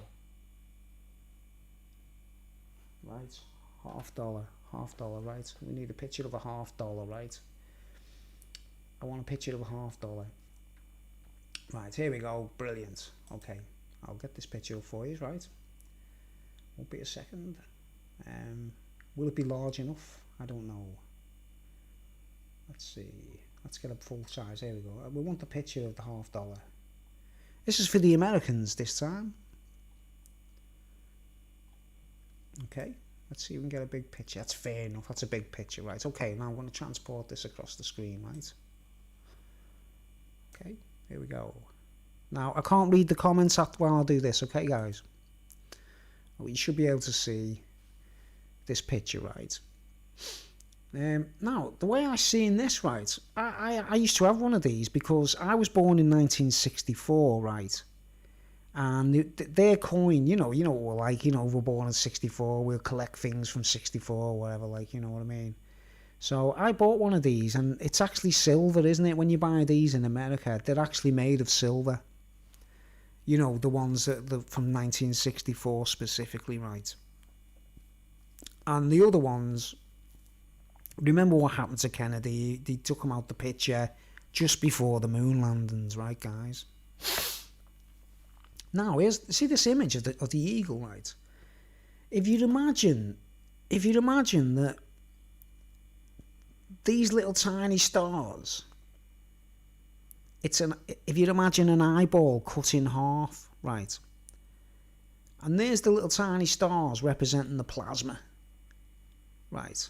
That's plasma going right around, right? This part here is where the lens is, right? And then this is more, the liquid inside the eye, inside the eye, right? And then these represent like the optical nerves, like, and that side represents peace, and that side represents war, doesn't it? It's like, look, if you're gonna fuck with us, we're gonna fuck with you, and there's the arrows there, right? But if you want to be peaceful, there's the olive branch, right? Now we know that the Indians were screwed over by the cowboys, don't we? So, Indians would be more familiar with bald eagles, wouldn't they, than the cowboys would, because they came from Ireland or England or wherever, didn't they? You know what I mean? And Scotland and stuff, right? The white settlers, right? But have you ever seen that? Have you ever seen that eyeball there? You know what I mean? Have you ever seen, like, imagine that's an eyeball, and the eagle represents like the space inside, the like space flight. And what have they been doing ever since? They've been dominating space, haven't they, right? Inner space, transparency and blackness, do you understand? But do you see that bit there is the lens. I remember the lens moves, doesn't it? It can move, it contracts and what's the other word? Contracts and, expands and contracts. Because it's got like muscle attached to it, hasn't it? You know what I mean? Like a muscle that opens and closes. So the smaller this becomes, right, it can shrink down to that when your pupils are tiny. And then it goes like big when your pupils are big. More light come in. And the more light comes in, the more you can see, you know what I mean? Well, I always seen that as an eyeball, right? And then obviously the infinity is the eye of the eagle, isn't it? You see the eagle's eye is looking at there's only one eye looking at the camera, if you know what I mean. Sort of thing, one eye is just looking at us. So this could be the infinite like link, it's an eagle's eye, right? Now, the way I see it in the world today, any eagle reared in captivity, in an incubator or something, is ruinated, isn't it? And trained, or, like what they call falconers, and they hatch the eggs themselves and all that, like. Now, when an eagle hatches out of an egg, the first thing it sees in the wild, when it hatches out the egg, the first thing it should see is its mother or its father, isn't it? An eagle or a female eagle, right? But in captivity, the first thing they'll see is probably a human being looking into a glass case. And so in the eagle's mind, in captivity, he thinks man is God. Do you understand? He thinks man is the creator or its father or whatever, right? Because it's not seeing its natural parents, is it? If it's in captivity, you know what I mean? And somehow America And those greys, those fallen angels, are manipulated, to make war on everyone. And you know what I mean? There's something. But have you ever seen that before? Yeah, I don't know if any Americans have ever seen it. Looked at it as an eyeball sideways on. You know what I mean? And it changes everything when you look at these things. It's like And the other thing is this bit here where the little lines are. It reminds me of a jet engine. The rotor blades in a jet engine, like. I don't know. I'm a bit off my head, aren't I? A bit like out of it. Well, yeah, that's another little thing. I remember looking at one of these. The only reason I noticed it is because I had one myself. You know what I mean? I was just staring at it, like thinking, "What is this all about? This seal of America, man?" Right? But an eagle in captivity is not a real eagle, is it? You know what I mean? Okay, let's get back to my ordinary screen.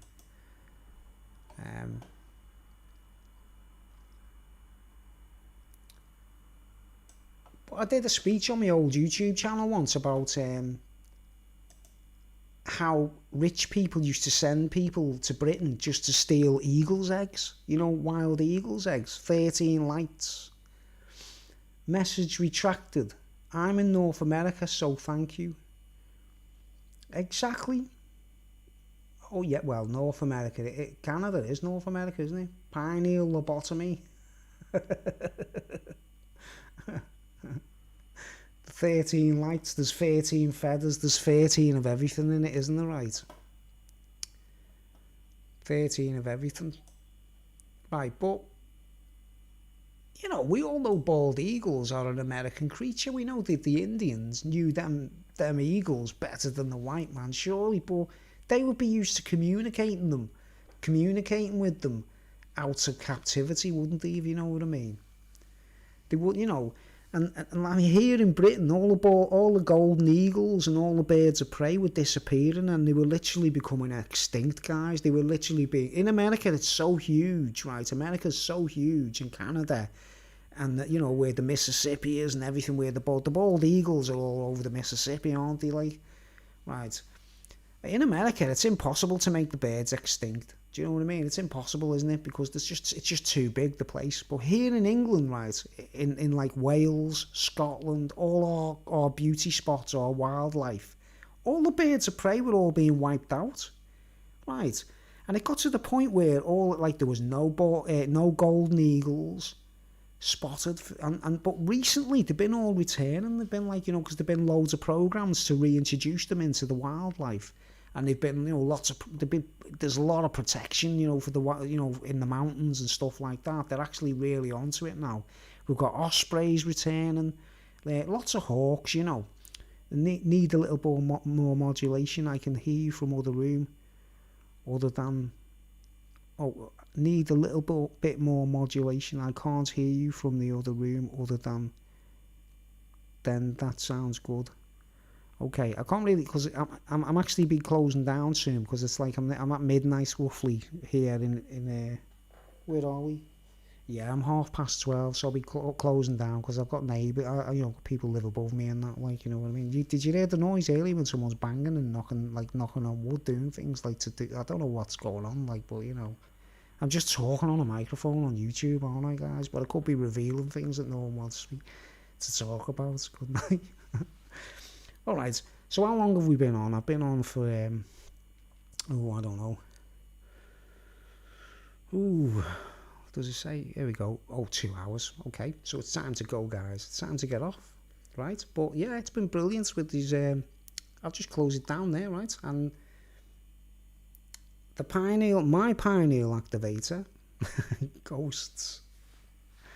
My pineal activator, I'm trying to, I wouldn't recommend people go there, you know what I mean? Like getting into using DMT and all that kind of stuff, and because it does it wrecks things, right? But something that can free you from the bindings of television screens and all, that's what it's all about with me, like a piece of canvas there with a picture on can just release you from all of the media, from your phone screens or whatever, you know what I mean? A work of art can do a lot, can't it, guys, So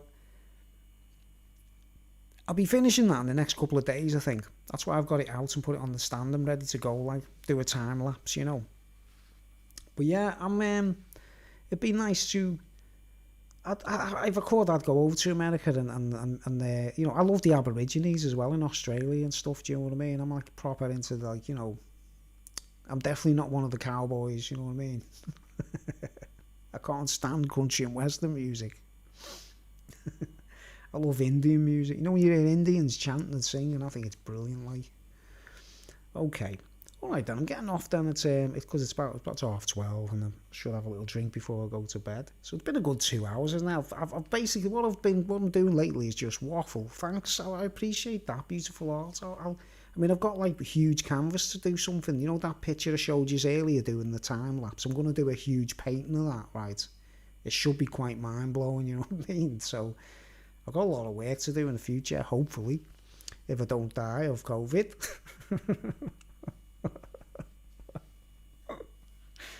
Right.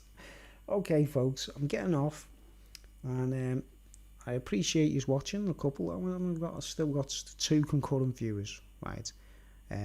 Yeah, I do get when I post these up, I get quite a few people catching up and watching them. Like apparently, like so, it's I don't know. People are interested in hearing what I've got to say. Some little strange pointers. All right, it's been a crazy night. And I'll be closing down, and I appreciate you joining me and watching, and stay tuned for some more speeches or some more live streams. I might do some mega ones, you know, like 5-hour jobs and that. Like, I've got to start earlier though, you know what I mean? But I want to I'm trying to work out how to get, you know, Zoom or StreamYard or whatever, so I can share. It'd be interesting to get you to come on the screen with me, guys, wouldn't it? You know, to like, you know, those that want to, like, you know, maybe funny, like we would actually talk to each other, like it'd be funny, like. All right, I'm getting off, and I appreciate you watching. That's me news report for the night. Wow, it's 3 hours. I've been on for 3 hours. Oh my word, that's amazing, isn't it? Can't believe it. Doesn't it go quick, honestly, guys? I'm sure everyone else out there who does live streams, it's unreal how fast the time passes when you're doing these, man. It's weird. You start off thinking you've got like loads of things to talk about, and then you don't know what to say, and then you sort of thinking, oh no, but then before you know it, 3 hours has gone. Okay, thanks for watching. I'm getting off, and I appreciate you watching, and I'll be back very soon. So I'll see you all later. Ciao.